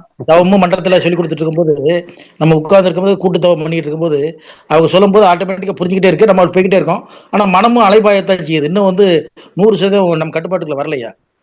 வாசம் தான். இப்போ 100% வந்துடுச்சுன்னா நீங்க மகிழ்ச்சி ஆயிட்டீங்கன்னு அர்த்தம். அதனால பயப்படாதீங்க, இப்படிதான் இருக்கும். ஆனால் குறைஞ்சுக்கிட்டே இருக்கணும், நாம முன்னேறிக்கிட்டே இருக்கணும். அந்த தொந்தரவு செய்கிற எண்ணங்களின் எண்ணிக்கை குறைந்து கொண்டே இருக்க வேண்டும். 2 எண்ணங்களுக்கு இடையே இருக்கிற இடைவெளி கூடிக்கொண்டே இருக்க வேண்டும். இந்த மாதிரியான ஒரு முன்னேற்றம் எனக்கு இருக்கிறதா அப்படின்னு பாத்துக்கோங்க. ஃபர்ஸ்ட் இந்த முன்னேற்றம் இல்லைன்னா நான் தவத்தை இன்னும் கொஞ்சம் அதிகமா போக்கஸ் பண்ணி அதுல நான் ஏதோ தப்பு செய்யறேனான்னு பார்த்துட்டு வேணும்னா மன்றத்துல போய் ஒரு டச் கிச்சு வாங்கிட்டு நம்ம மறுபடியும் அதை செய்யறோம். இப்போ எக்ஸசைஸ் பண்ணும்போது, மெடிடேஷன் பண்ணும்போது இது இப்படி நிறைய நடக்கு என்பதற்காகத்தான் நம்ம அந்த டாபிக் அன்னைக்கு சிந்தனைக்கு எடுத்திருந்தோம். ஏன்னா நானே வந்து நிறைய ஆரம்பத்துல எல்லாம் வந்து இந்த எக்ஸசைஸ் பண்ணும்போது சும்மா பண்ண மாட்டேன். ஏதோ ஒரு யூடியூப் வீடியோ ஓடிட்டு இருக்கும், அதை கேட்டுட்டே பண்ணிட்டு இருந்தேன். இது தப்புன்னு உணர்றதுக்கே எனக்கு 7 வருஷமோ 8 வருஷமோ ஆச்சு. இப்பதான் எக்ஸசைஸ் பண்ணும்போது எந்த வித வேற வேலையும் கிடையாது. கைப்பயிற்சி செய்யறா, கையில மனசு இருக்கணும். கை முழுவதும் ஜீவகாந்த ஆற்றல், காற்றோட்டம், வெப்ப ஓட்டம், ரத்தோட்டம், உயிரோட்டம் 5 ஓட்டமும் சீராக ஓடிக்கொண்டிருக்கிறது என்ற எண்ணத்தோடு நான் கைப்பயிற்சி செய்ய ஆரம்பிச்சு ஒரு 5 வருஷம் இருக்கலாம், இல்ல ஒரு 7 வருஷம் இருக்கலாம். அது வரைக்கும் 2 in 1 இந்த மல்டி டாஸ்கிங்க பயன்படுத்திட்டு இருந்தேன். ஆனா நமக்கு பலன் கிடைக்கும், முழு பலன் கிடைக்காது. அங்க ஆட்டோ பைலட்டா ஆயிடுறோம். சோ நம்ம முழு பலன் கிடைக்கணும்னா இப்ப நான் எக்ஸசைஸ் பண்ணிட்டு இருக்கேன், அப்பப்ப வேற சிந்தனைகள் டைவர்ட் ஆகும் போது இல்ல நான் கைப்பயிற்சி பண்ணிட்டு இருக்கேன், இப்ப மகராசனம் பண்ணிட்டு இருக்கேன், இப்ப உயிரை கவனிச்சுட்டு இருக்கேன், துரியத்துல இருக்கேன் அப்படின்னு சின்ன சின்ன சந்தர்ப்பத்தை செஞ்சுக்கிட்டே இருக்கணும். இது முதல்ல செய்ய வேண்டிய விஷயம். 2வது விஷயம் என்னன்னா, அன்னன்னைக்கு நம்ம சாப்பிட்ட தட்டை கழுவுற மாதிரி மனசுல இருக்கிற குப்பையை தூக்கி போடணும். இதுக்கு ஒரு முடிந்தால் இந்த பிரச்சனை அதிகமாக இருக்கிறது என்றால், இந்த ஆட்டோ பைலட்ல தான் நான் இருக்கேன் அப்படின்னு நீங்க நிறைய நம்புறீங்க, நிறைய இருக்கு என்றால் தினசரி ஒரு 1 மணி நேரம் மௌனம் இருந்து பாருங்க. என்கிட்ட கேட்ட தவமே செய்யாதீங்க, மௌனம் இருங்க. ஆரம்பத்துல மௌனம் இருக்கும் பொழுது வரக்கூடிய எண்ணத்தை அப்படியே அலட்சியப்படுத்துங்க, அதை ஆராய்ச்சிக்கு எடுத்துக்காதீங்க, தற்சோதனை செய்யாதீங்க. அந்த நேரத்துல இருக்கிற எண்ணத்தை, அதாவது ஒரு 10 கிலோ பெட்டியில 15 கிலோ துணியை உள்ள வச்சா பிசிக்கிட்டு வெளியில வரும். இப்படி பிச்சுக்கிட்டு வெளியில வர்ற மாதிரி இருக்கிற பதிவுகள் தான் தவத்தின் பொழுதும், இல்ல உடற்பயிற்சி செய்யும் பொழுதும், இல்ல ஒரு சாப்பாடை சாப்பிடும் பொழுதும் வெளியில உள்ள வந்து நம்மள நிகழ்காலத்துல இருக்க விடாம நம்மளை போட்டு பந்தாடிட்டு இருக்கு. அந்த திணிவு பெற்ற பதிவுகளை காலி செய்யறதுக்கு மௌனத்தை விட பெஸ்ட் பயிற்சி எதுவுமே இல்லை. சோ அதனால ஒரு நாளைக்கு ஒரு 1 மணி நேரம் 2 மணி நேரம், வாரத்துக்கு ஒரு 4 மணி நேரம் 8 மணி எவ்வளவு முடியுமோ மௌனம் இருந்துட்டீங்கன்னா 6 மாசம் கழிச்சு நீங்க இதே மாதிரி சொல்ல மாட்டீங்க. கண்டிப்பாக முன்னேற்றம் இருக்கும். நீங்க உடற்பயிற்சி செய்யும் போது மனம் உடற்பயிற்சியில் இருக்கும், துரியத்துல இருக்கும் பொழுது மனம் உயிர்ல இருக்கும், மனம் உயிரை கவனிக்கும், மனம் உயிரோடு ஒடுங்கும், இதெல்லாம் நடக்கும்.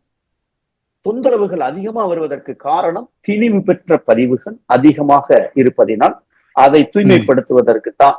ஆஃப்டர் இந்த கம்ப்யூட்டர்லயே டீஃப்ராக்மெண்டேஷன் ஒண்ணு பண்றோம். வீட்டுல அப்பப்ப அந்தந்த பொருள் அந்தந்த இடத்துல எடுத்து வச்சிடறோம். இல்லாட்டி ஒரு டீ போடணும்னா கூட ஜீனிய தேடுறோம். இந்த மாதிரி மூளையில குழம்பி போய் இருக்குன்னா தான் நமக்கு தொந்தரவுகள் எண்ணங்களாக வருகிறது. சோ மௌனம் அது ஒரு பெஸ்ட் சொல்யூஷன் நினைக்கிறேன் ஐயா. வாழ்க்கை வளமுடன். நன்றியா. அடுத்தியா நம்ம இந்த இது சொல்லிட்டீங்க. இன்னொரு தவத்துல ஒரு சந்தேகம் கேட்கலாம் ஐயா? கேளுங்க. பஞ்சபூத நவகிரகம் பண்றோம் இல்லையா? இப்போ ஆக்கினைங்கும் போது உயிராற்றல நெத்தி நம்ம பொட்டு இது கொண்டு வந்துடும், நன்றி பொட்டு கொண்டு வந்துடலாம், இது உச்சி கொண்டு வந்துடும் துரியத்துக்கு. இந்த நவகிரக தவத்துக்கு பஞ்சபூதத்துக்கு வந்து மண் மீது தவம், நீரின் மீது தவங்கும் போது நம்ம மனத்தை அங்க கொண்டு போறோம், உயிராற்றல் எங்க போய் வைக்கணும்? வாழ்க்கை வளமுடன். நல்ல கேள்விதான். இப்போ ஃபர்ஸ்ட் ஆஃப் ஆல் முதல்ல தவம்னா என்னன்னு நம்ம தெரிஞ்சுட்டோம். தவம்ங்கிறது வெளிப்புறத்துல இருக்கிற உலகத்துல மனதை செயல்படுத்தாம உள்புறமாக திருப்பி விடுகிற அகநோக்கு பயணம், அதுதான் அகத்தவம் என்று சொல்லுது. மனசுக்குள்ள நம்ம உடலுக்குள்ள இருக்கிற உயிரை கவனிக்கிறோம், அப்புறம்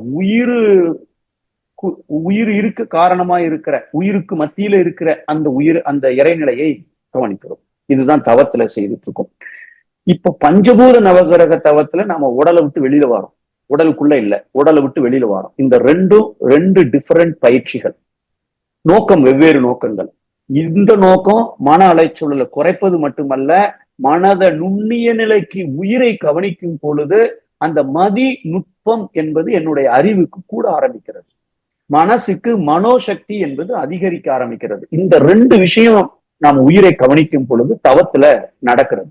மனோசக்தி கூடுது, இந்த உயிரை விட நுண்ணிய பொருள் இந்த உலகத்துல இல்ல, அதை விட சிறுசு எதுவுமே இல்ல, அதை விட வெயிட் குறைஞ்ச பொருள் எதுவுமே இல்ல. அதை கவனிக்க கவனிக்க கவனிக்க மனம் ரொம்ப ஒடுங்க உயிரின் மத்தியில தான் அறிவு உட்கார்ந்து இருக்கு. அறிவோட ஆபீஸே அங்கதான் இருக்கு. அங்க நம்ம அக்சஸ் பண்றதுனால இந்த அறிவுக்கு மதி நுட்பம் கூடுகிறது. இது தவத்தினால கிடைக்கிற பலன்கள். பஞ்சபூத நவகிரகத்துல நாம என்ன செய்யறோம்? நாம செய்ய வேண்டியது, மனம் எதை நினைக்கிறதோ அதுவாகவே மாறுகிறோம் அப்படிங்கிறது நமக்கு தெரிஞ்ச ஒரு விஷயம். ஏன்னா கிரிக்கெட் மேட்ச் பாக்குறோம், கிரிக்கெட் மேட்ச் பார்த்துட்டு இருக்கும்போது அந்த அம்மா வச்சிருக்காங்க சாப்பிடறதுக்கு ஏதோ ஒரு பலகாரம் வச்சிருக்காங்கன்னு வடை வச்சிருக்கிறாங்க. அவங்களுக்கும் அவங்க பிள்ளைகள் 2 பேருக்கும் சேர்த்து வடையை கொண்டு வச்சிருக்காங்க. இவர் கிரிக்கெட் பார்த்துட்டு எத்தனை சாப்பிட்டனே தெரியாம 25 வடையை சாப்பிட்டிருக்காங்க. ஏன்? மனம் அதுவாகவே மாறிவிட்டது.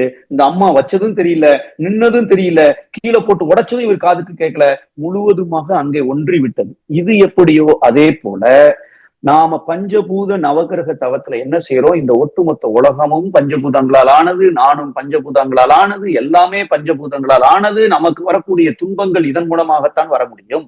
அப்படி என்றால் அந்த பஞ்சபூதங்களின் மீது நாம ஒன்றி தவம் செய்யறது எதை மாதிரினா, இப்ப எங்க ஆபீஸுக்கு புதுசா ஒரு ஜெனரல் மேனேஜர் வந்திருக்காரு, எனக்கு மேல ஒரு பாஸ் வந்திருக்காருன்னா, இப்ப ஒருத்தர் இருக்காரு, அவர் டெய்லி ஜெனரல் மேனேஜர் ஆபீஸ் ரூம்ல உட்கார்ந்து டெய்லி ஒரு அரை மணி நேரம், சார் உங்களுக்கு கிரிக்கெட் பிடிக்குமா சார், அவரை பிடிக்குமா சார், இந்த நடிகரை பிடிக்குமா சார் அப்படின்னு டெய்லி ரொம்ப நேரம் பேசினார்னா, அந்த ஜெனரல் மேனேஜர் இவர் லீவு கேட்டா லீவை கொடுப்பாரு, ப்ரொமோஷன் முதல்ல இவரை கொடுப்பாரு, வேலையை விட்டு தூக்கணும்னா முதல்ல இவரை தூக்க மாட்டாரு. ஏன்னா 2 பேரும் ஒன்றிட்டாங்க, அவ்வளவு ஒரு நெருக்கமா ஆயிட்டாங்க. அத பஞ்சபூதங்கள் மேல, நவகிரகங்கள் மேல செய்கிற விஷயம்தான் இந்த தவம். சோ இந்த தவத்துல அந்த நோக்கம் அல்ல. இந்த நோக்கம் பஞ்சபூதத்தின் மீது ஒன்றி தவம் செய்யும் போது நெருப்பினால் எனக்கு எப்பொழுதும் பாதுகாப்பு கிடைக்கிறது. நெருப்பை பயனுள்ள முறையில நான் பயன்படுத்திக்கிற அளவுல என்னுடைய அறிவை நான் மாத்திக்கிறேன். நெருப்பு எனக்கு எப்பொழுதும் ஒரு உதவி செய்கிற அளவுல அதுல இருந்து பயன் பெற்றுக்கொள்வேன். அந்த ஜெனரல் மேனேஜரோட உட்கார்ந்த அந்த வேலைக்காரர் ஒருத்தர் உட்கார்றாரு, அவர் 2-3 விஷயங்கள், இவர் எவ்வளவு பெரிய ஆளு தெரிஞ்சுதான் வந்திருக்காரு, அதனால உற்பத்தி ரகசியத்தை தெரிந்து கொள்கிறோம். அவர் கூடயே டைம் ஸ்பெண்ட் பண்றாரு. அப்ப நாம என்ன செய்யறோம்? நம்முடைய உயிரை சந்திரன் அப்படின்னா சந்திரன்ல உள்ள விழுந்துட்டீங்க, நானும் உயிர் விண்துகள், அதுவும் விண்துகள். இந்த ரெண்டும் கலக்கிறதுக்குள்ள பிரச்சனையே இல்லை. காஃபி பால்ல காஃபியை கலக்கிறது வித்தியாசம், ஆனா இந்த ரெண்டும் கலக்கிறது ஒரு வித்தியாசம் கிடையாது. எல்லாம் விண்துகள் இருக்கிற இடத்துக்கு தகுந்த மாதிரி பேரை வச்சிருக்கிறோம். அப்ப நான் நீர் நினைச்சா, சந்திரன் நினைச்சா அப்படியே குதிச்சிட்டீங்க. உங்களுடைய உயிர் துகள்களும் அதுல இருக்கிற விண் துகள்களும் ஒன்றோடு ஒன்றி கலந்து விட்டன அப்படிங்கிற அளவுக்கு நாம அதுல உள்ள குதிச்சிட்டோம். நான் நீராவே மாறிட்டேன், சந்திரனாவே மாறிட்டேன். அந்த அளவுக்கு இப்படி பாவனை செய்துட்டோம்னு சொன்னால் என்னுடைய உயிர் துகளுக்கும் அங்க இருக்கிற அந்த விண் துகளுக்கும் ஒரு இணக்கம் ஏற்படுகிறது, ஒரு கலப்பு ஏற்படுகிறது. ஜெனரல் மேனேஜருக்கும் அந்த என்ஜினியருக்கும் அவ்வளவு ஃப்ரெண்ட்லி ஆயிட்டாங்க. 2 பேருக்கும் சண்டை வரும், 2 பேருக்கும் ப்ராப்ளம் வரும், வரவே வராது. அந்த ஒரு பிணக்கை ஏற்படுத்துவதுதான் அந்த தவம். அதே மாதிரி இந்த கோள்கள் என்ன செய்யுது? நம்ம உடல்ல இருக்கிற கருமையத்துல இருக்கிற பதிவுகளுக்கு ஏற்ப விளைவை ஏற்படுத்தக்கூடிய ட்ரிகர், ஒரு தூண்டுதலை இந்த கோள்கள் செய்கிறது. அப்ப இந்த கோள்கள் அந்த விளைவை ஏற்படுத்துவதற்கான ஒரு தூண்டுகோலாக இருப்பதினால், இப்ப பேங்க்ல பணத்தை வாங்கிட்டாரு, லோனை வாங்கியிருக்காரு, கெட்டல. இப்போ ஒரு குண்டாஸ் அனுப்பிச்சு அந்த ரோட்ல இருக்கிற அந்த வீட்டு பக்கத்துல இருக்கிற அத்தனை பேருக்கு தெரியற மாதிரி கண்ணாவிடான்னு கத்தின 2 நாள் டைம், அதுக்குள்ள நீ பைக்கை கெட்டு லோனை கெட்டல, அடுத்தாப்புல என்ன செய்வேன்னு தெரியாது அப்படின்னு சொல்லிட்டு போனா எப்படி இருக்கும்? அதுக்கு பதிலா ஒருத்தர் ரொம்ப சாஃப்டா வந்து, ஐயா லோனு கிடைக்கலையா, கெட்டிருங்க, எனக்கு பயங்கர ப்ரெஷரா இருக்கு, இதுக்கு மேல என்ன செய்வாங்கன்னு தெரியாது அப்படின்னு அன்பா சொல்லிட்டு போனா எப்படி இருக்கும்? ரெண்டுக்கும் விளைவு சேம் தான். பஞ்சபூத நவகிரகம் தவம் பண்ணினால் இந்த கோள்கள் குண்டாஸ் மாதிரி வந்தாம என்ன அடிச்சு சொல்லாம பொலைட்டா, எப்பா நீ இந்த வச்சிருக்க, உனக்கு நோய் வரும், கொஞ்சம் பார்த்து செய், இல்ல ஐசியூல ரொம்ப நாள் இருக்க வேண்டியது இருக்கும் அப்படின்னு சொல்லிட்டு போறதுதான் இந்த தவம். சோ ரெண்டுக்கும் வித்தியாசம் இருக்கு. இந்த தவத்துல உயிரை நாம அதோட கலக்க விட்டுடுறோம். ஆனா தவத்துல உயிரை கவனிக்கிறோம், உயிரோடு ஒன்றுகிறோம். ரெண்டுக்கும் நோக்கம் டிஃபரெண்ட், மெத்தட் டிஃபரெண்ட், எல்லாமே டிஃபரெண்ட். ஓகேவா? வாழ்க்கை வளமுடன். மகிழ்ச்சி. ரொம்ப நன்றியா அம்மா. ரொம்ப நன்றிமா. நன்றிகள் ஐயா. இருவருக்கும் நன்றிகள் ஐயா. வாழ்க வளமுடன். நல்ல விளக்கங்கள் ஐயா. பஞ்சபூத நவகிரகத்தோட நம்ம எப்படி தொடர்பு கொள்ளணுங்கிறது. நன்றிகள் ஐயா. வாழ்க வளமுடன். அடுத்ததாக வள்ளிநாயகி அம்மா, நீங்க ஐயா கிட்ட பேசலாமா? வாழ்க வளமுடன் அம்மா.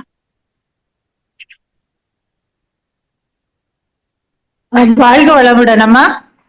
நன்றி ஐயா. வாழ்க வளமுடன். வாழ்க வளமுடன்மா. அக்கா ஐயா, ஒரு நான் உங்களுடைய கிளாஸ் ஃபுல்லும் கேட்கல. நான் இப்போ நாட்டு நிலைமை அங்க எப்படி இருக்குது, அரப் கண்ட்ரில நீங்க எல்லாம் எப்படி சேஃப்டியா இருக்கீங்கன்னு தெரிஞ்சுக்கிறதுக்காதான். ரொம்ப சந்தோஷம். வாழ்க வளமுடன். ஆக்சுவலா நான் அந்த போர் ஆரம்பிக்கிறதுக்கு முன்னாடி மலேசியால இருந்தேன். அங்க ஒரு உலக தமிழ் சித்தர்கள் மாநாடுங்கிறதுக்கு என்ன ஒரு ஸ்பீக்கரா கூப்பிட்டுருந்தாங்கன்னு அங்க போயிருந்தேன். 3ஆவது நாள் முடிச்சுட்டு கிளம்புற அன்னைக்கு ஏர்போர்ட்டை க்ளோஸ் பண்ணிட்டாங்க. சோ அங்க இருக்கிற ஒரு அறிவு திருக்கோவிலுக்கு ஒரு நாள் மௌனம் இருந்தேன். 2 கிளம்பி ஆலியார் வந்துட்டேன். ஆலியார்ல ஒரு 4 நாள், அம்மா அப்பா கூட ஒரு 2 நாள், பெங்களூர்ல பையன் கூட ஒரு 4 நாள் இருந்தேன். இப்ப ஆபீஸ் விஷயமா வேற ஒரு இடத்துல இருக்கேன். சோ இன்னைக்கு என்னுடைய ஃபேமிலிஸ் எல்லாம் அங்க இருந்து வந்துட்டாங்க, எங்க திருநெல்வேலி வந்துட்டாங்க. சோ அதனால நாங்க எல்லாரும் சேஃபா இருக்கும். அங்க சிச்சுவேஷன் பயப்படுற அளவுக்கு எல்லாம் ரொம்ப எல்லாம் பயப்படுற அளவுக்கு எல்லாம் இல்ல. அப்பப்போ ஒரு எமர்ஜென்சி அலர்ட்னு ஒரு மெசேஜ் வரும். மெசேஜ் வந்த உடனே வெளியில நிக்க கூடாது, வீட்டுக்குள்ள இருக்கணும். பயங்கரமா அந்த சவுண்ட் கேக்குது. அவங்க ஒரு மிசைல் அனுப்புறாங்க. என்னமா சேஃப்டி மெஷருக்கு எல்லாம் கிடைக்குதா நம்மளுக்கு? அதெல்லாம் எல்லாமே கிடைக்குது, ஒரு பிரச்சனையும் இல்ல. என்னன்னா எங்க வீட்டுல நான் இங்க மாட்டிக்கிட்டேன், அவங்க அங்க இருந்தாங்க. சோ அதனால அவங்கள அங்க கூப்பிட்டுட்டோம், இந்தியாவுக்கு கூப்பிட்டுட்டோம். இப்ப நானும் கத்தார்ல இருந்து நானும் அங்க பத்திரமா இருந்திருக்கோம், ஒரு பிரச்சனையும் கிடையாது. எல்லாம் வேலைக்கு எல்லாம் போயிட்டு இருக்காங்க. ஹாஸ்பிட்டல் இருக்கு, கடைகள் இருக்கு, டாக்ஸி இருக்கு. நமக்கு தேவையான கருவேப்பிலையில இருந்து கொத்தமல்லில இருந்து எல்லாம் அங்க கிடைக்குது, ஒரு பிரச்சனையும் இல்ல. ஒரே ப்ராப்ளம், எப்ப அவன் மிசைல் போடுறானோ அப்ப இவன் எதிர்த்து போடுறான். இந்த ரெண்டும் மோதும் போது பயங்கரமா சவுண்ட் இருக்கு, வீட்டுல இருக்கிற கண்ணாடி அதிருது. சோ அதனால எல்லாரும் வீட்டுக்குள்ள வந்துடணும். அவங்க போட்டது வீடுகள் நோக்கி அவங்க இதுவரைக்கும் போடல. இதுவரைக்கும் ஒருத்தர் கூட இறக்கல. இப்பதான் ரீசெண்டா கேள்விப்பட்ட துபாயில 2 பேர் இறந்துட்டாங்கன்னு சொல்லிட்டு. சோ ரொம்ப பயப்படுற அளவுக்கு எல்லாம் ஒண்ணும் இல்லை. ஆனால் இது ஒரு அமைதியற்ற ஒரு சூழ்நிலை. ஒரு என்ன பயிற்சிகள் நீங்க பண்ணிக்கிறீங்க? இது என்ன ஸ்பெஷல் பீரியட்ல ஒண்ணுமே கிடையாது. எல்லா பயிற்சியும் என்னென்ன செஞ்சுட்டு இருக்கோ அப்படியே செஞ்சுட்டு இருக்கேன். இதுக்குன்னு ஒன்னும் ஸ்பெஷல்லாம் ஒண்ணுமே பண்ணல. நார்மலா செய்யற மெடிடேஷன், எப்பொழுதும் செய்யற மெடிடேஷன். இடையில ஒரு நாள் பஞ்சபூத நவகிரகம் நினைக்கிறேன், அதுக்கு அதை பண்ணணும், அவ்வளவுதான். வேற நார்மலா எக்ஸ்ட்ராவா ஒரு பிளஸிங்ஸ் சேர்த்துட்டோம், அவ்வளவுதான். வளைகுடா நாடுகளில் விரைவில் அமைதி திரும்ப, வாழ்க வளமுடன், அவ்வளவுதான். இந்த ஒரு இதை எக்ஸ்ட்ராவா நான் சேர்த்துக்கிட்டேன். மற்றபடி எல்லாமே யூசுவலா சேம். இன்ஃபேக்ட் நான் இந்தியா வந்ததுனால கொஞ்சம் ஆபீஸ் வேலை கூட கொஞ்சம் குறைவு, ஒர்க் ஃப்ரம் ஹோம் மாதிரி பண்ணிட்டு இருக்கிறேன். ரொம்ப எல்லாம் ஒர்க் பண்ணல. அங்கேயும் ஆபீஸ்ல எல்லா வேலைகளும் இல்லாதனால. சோ நம்ம எல்லாரும் சேர்ந்து இந்த வளைகுடா நாடுகளில் அமைதி திரும்ப ஒரு வாழ்த்துனோம்னா அங்க ரொம்ப ரொம்ப நார்மலா ஆயிரும். இப்பவும் வேலைக்கெல்லாம் போயிட்டு இருக்காங்க. பட் ஒரு சின்ன ஒரு பயம், ஒரு பதட்டம் இருக்கிறது. அவ்வளவுதான். நன்றிமா, நன்றி உங்களுடைய அன்புக்கு. வாழ்க்கை வளமுடன். சரி, ரொம்ப நன்றி. நல்லா இருக்கும். கண்டிப்பா இந்த கத்தார் நாடு தெரியுமோ தெரியாதோ தெரியாது. ஆனா பேப்பர்ல, டிவியில இந்த நியூஸ பார்த்து ஏகப்பட்ட அன்பர்கள் மெசேஜ் பண்ணிருந்தாங்க, கேட்டிருந்தாங்க. மன்றங்கள்ல மொத்தமா குரூப்பா வாழ்த்து சொல்லியிருந்தாங்க. தனியா அதை பண்ணி எனக்கு அனுப்பிச்சிருந்தாங்க. என்னமா? எனக்கும் திருநெல்வேலிதான் சொந்த ஊரு. ஓ சந்தோஷம், ரொம்ப நல்லது, சந்தோஷமா. வாழ்க்கை வளமுடன், வாழ்க்கை வளமுடன். வாழ்க வளமுடன் ஐயா. வாழ்க வளமுடன். நன்றிகள் ஐயா. சேஃபா இருக்கீங்க, ரொம்ப மன திருப்தியா இருக்கு. நன்றிகள் ஐயா. வாழ்க வளமுடன். அடுத்ததாக காந்திமதி லட்சுமணன் அம்மா, நீங்க பேசலாம் ஐயா கிட்ட. வாழ்க வளமுடன் அம்மா.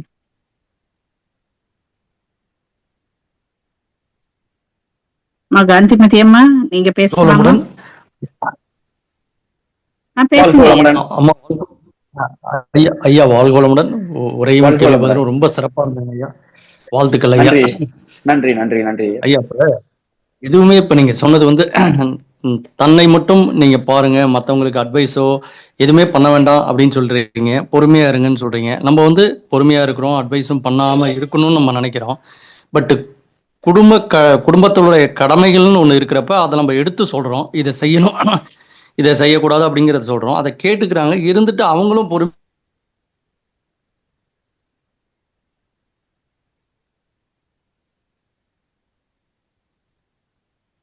ஏன் நீங்க பேசுங்க, ஏன் ஐயா இருக்காருல்ல என்பார் அதுங்கிறது தெரியுது, இருந்தாலும் பொறுமையா இருக்கிறாங்க. ஓகே ஓகே ஓகே, ஐயா, ஒரே வாழ்க ஒரு வளமுடன். செகண்ட் கேக்குதியா? ஒரே ஒரு செகண்ட். ஆ ஆ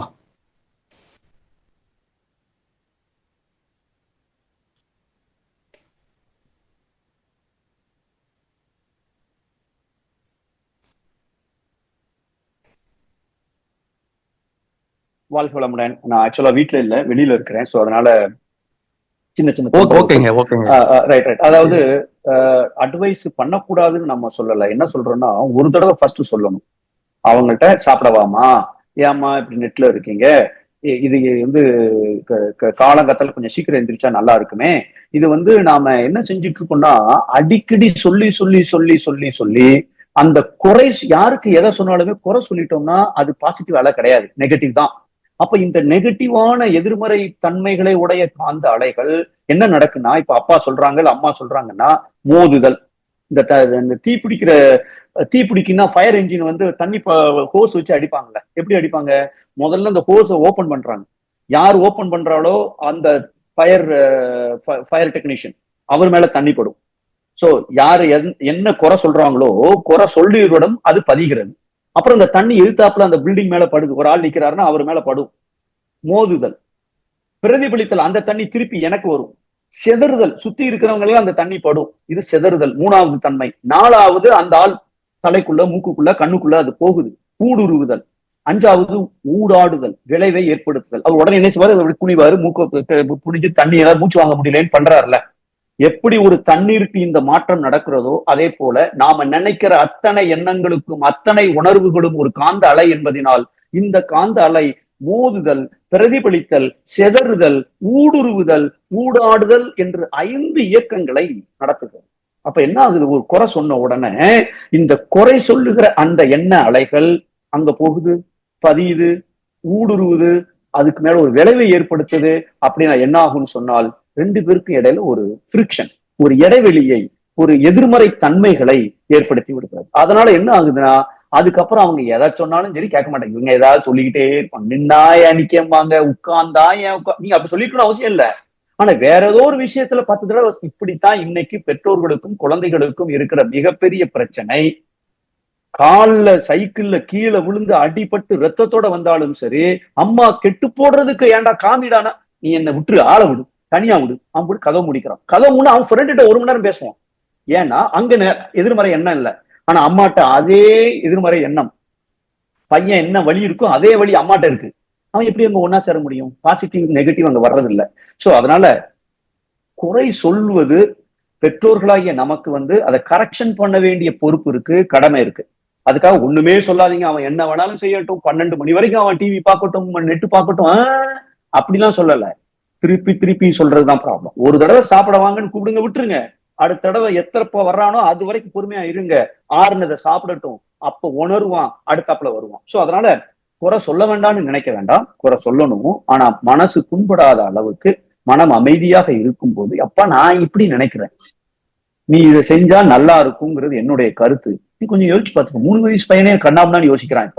இப்படி நாம சொல்ல ஆரம்பிச்சுட்டோம்னா நம்ம மேல இருக்கிற ஒரு ஃபிரிக்ஷன், அந்த இடைவெளி, எதிர்மறை காந்த அலைகளின் பரிமாற்றம் அங்க குறைய ஆரம்பிச்சிடும். இப்ப நீங்க நினைக்கிற எண்ணங்கள் அங்கே செயல்பட ஆரம்பித்து விடும்.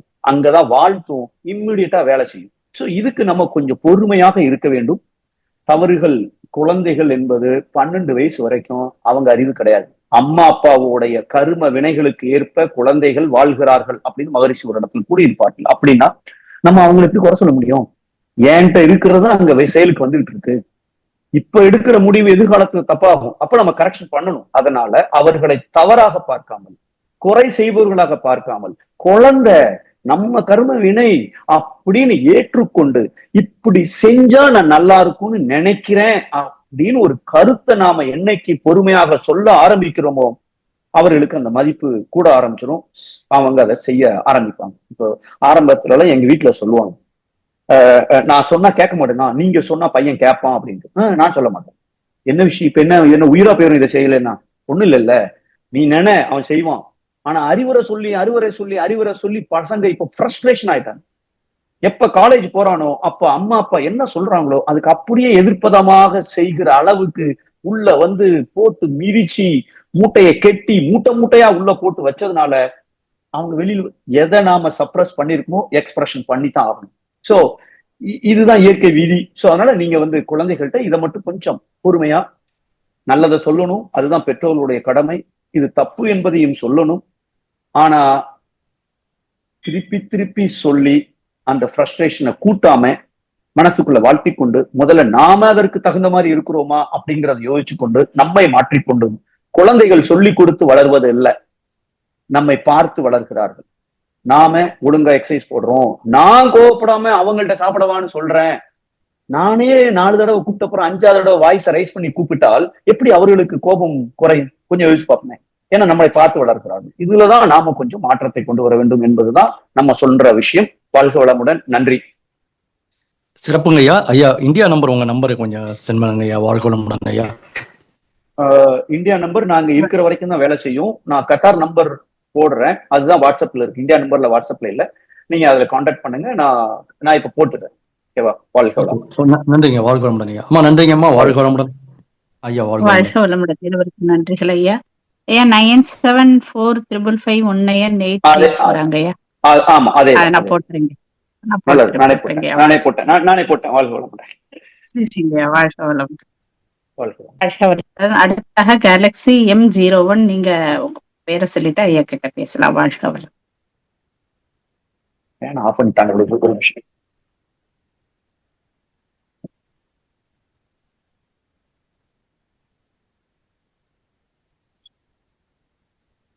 வாழ்க வளமுடன். கேலக்ஸி M01, நீங்க வந்து ஐயா கிட்ட பேசலாம். வாழ்க வளமுடன் ஐயா. வாழ்க வளமுடன் ஐயா. வாய்ப்பு தந்தமைக்கு நன்றிங்கம்மா. வாழ்க வளமுடன். நான் திருநெல்வேலி. என்னோட பேர் வந்து மீரா. ஹலோ, சொல்லுங்க ஐயா. ஒரு டவுட்டுங்க ஐயா. அதாவது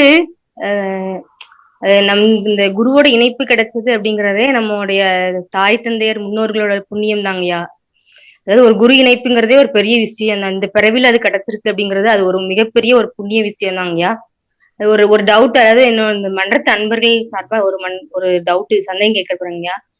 அதாவது இப்போ ஒருத்தவங்க வந்து ஒருத்தவங்க வந்து இந்த நான்வெஜ் வந்து ரொம்ப விரும்பி சாப்பிடுறாங்கய்யா. ரொம்ப அதுக்கே அடாப்ட் ஆயிட்டாங்கன்னு நினைச்சுக்கோங்களேன். வாரத்துக்கு ஒரு முறை கண்டிப்பா அதை சாப்பிட்டே ஆகணுங்கிற ஒரு முடிவுல இருக்கிறாங்க. அப்ப அவங்களுக்கு வந்து நம்ம மன்றத்து முறைப்படி பயிற்சிகள் எல்லாம் கொடுத்து அந்த உயிர் சக்தி ஆகினையில எழுப்பி விடுறவங்க ஐயா. அதனால வந்து ஏதாவது மனநிலை பாதிப்பு எதுவும் அடைகிறதுக்கு சான்ஸ் இருக்குதுங்க ஐயா. ஏன்னா அவங்க அந்த நான்வெஜ் சாப்பிட்டு விலங்கின பதிவுகள் வந்து அதிகமா செல்கள்லையும் ஒவ்வொரு உறுப்புகளையும் எல்லாமே ரெக்கார்ட் ஆகிருக்குது. அப்ப அவங்களுடைய மனநிலை பாதிக்கிறதுக்கு வாய்ப்பு இருக்குதாங்க ஐயா. வாழ்க வளமுடன். எப்படி அது பாதிக்கும்? பாதிக்கிறதுக்கெல்லாம் சான்ஸே இல்லை. நம்ம மெடிடேஷனை செய்யறதுனால பாதிக்குமான்னு கேட்டால் அதுக்கெல்லாம் சான்ஸே இல்லை. அதையும் மீறி நடந்துடக்கூடாது என்பதற்காகத்தான் மகரிஷி அவர்கள் இட தூய்மை, அருட்காப்பு, அன்னைக்கு தந்தைக்கு குருவுக்கு வணக்கம், இதெல்லாம் ஒழுங்கா உருப்படியா செஞ்சால் எக்ஸ்டர்னலா வரக்கூடியது எதுவுமே பாதிக்க வாய்ப்பில்லை. அவர்களும் மனநிலை பாதிப்பதற்கான வாய்ப்புகள் ரொம்ப ரொம்ப ரொம்ப ரொம்ப ரொம்ப குறைவு. மேபி 1 கோடியில ஒருத்தருக்கு அது நிச்சயமா இதனால அது வருது. அதை மீறியும் அந்த மாதிரி பாதிப்புகள் இருந்ததுன்னா அது வந்து அவங்களுடைய கருமைய வினைதானங்கய்யா. உண்மை கருமைய கண்டிப்பா அது வந்து ஆமா, கர்ம வினையின் காரணமாக அது அந்த ஒருத்தருடைய வாழ்க்கையில நடக்கிற இன்ப துன்பத்திற்கு காரணம் அவர்களுடைய கர்ம வினைகள். இப்போ என்ன செயல் செய்கிறார்களோ அது வந்து அதை கூட்டலாம், குறைக்கலாம்.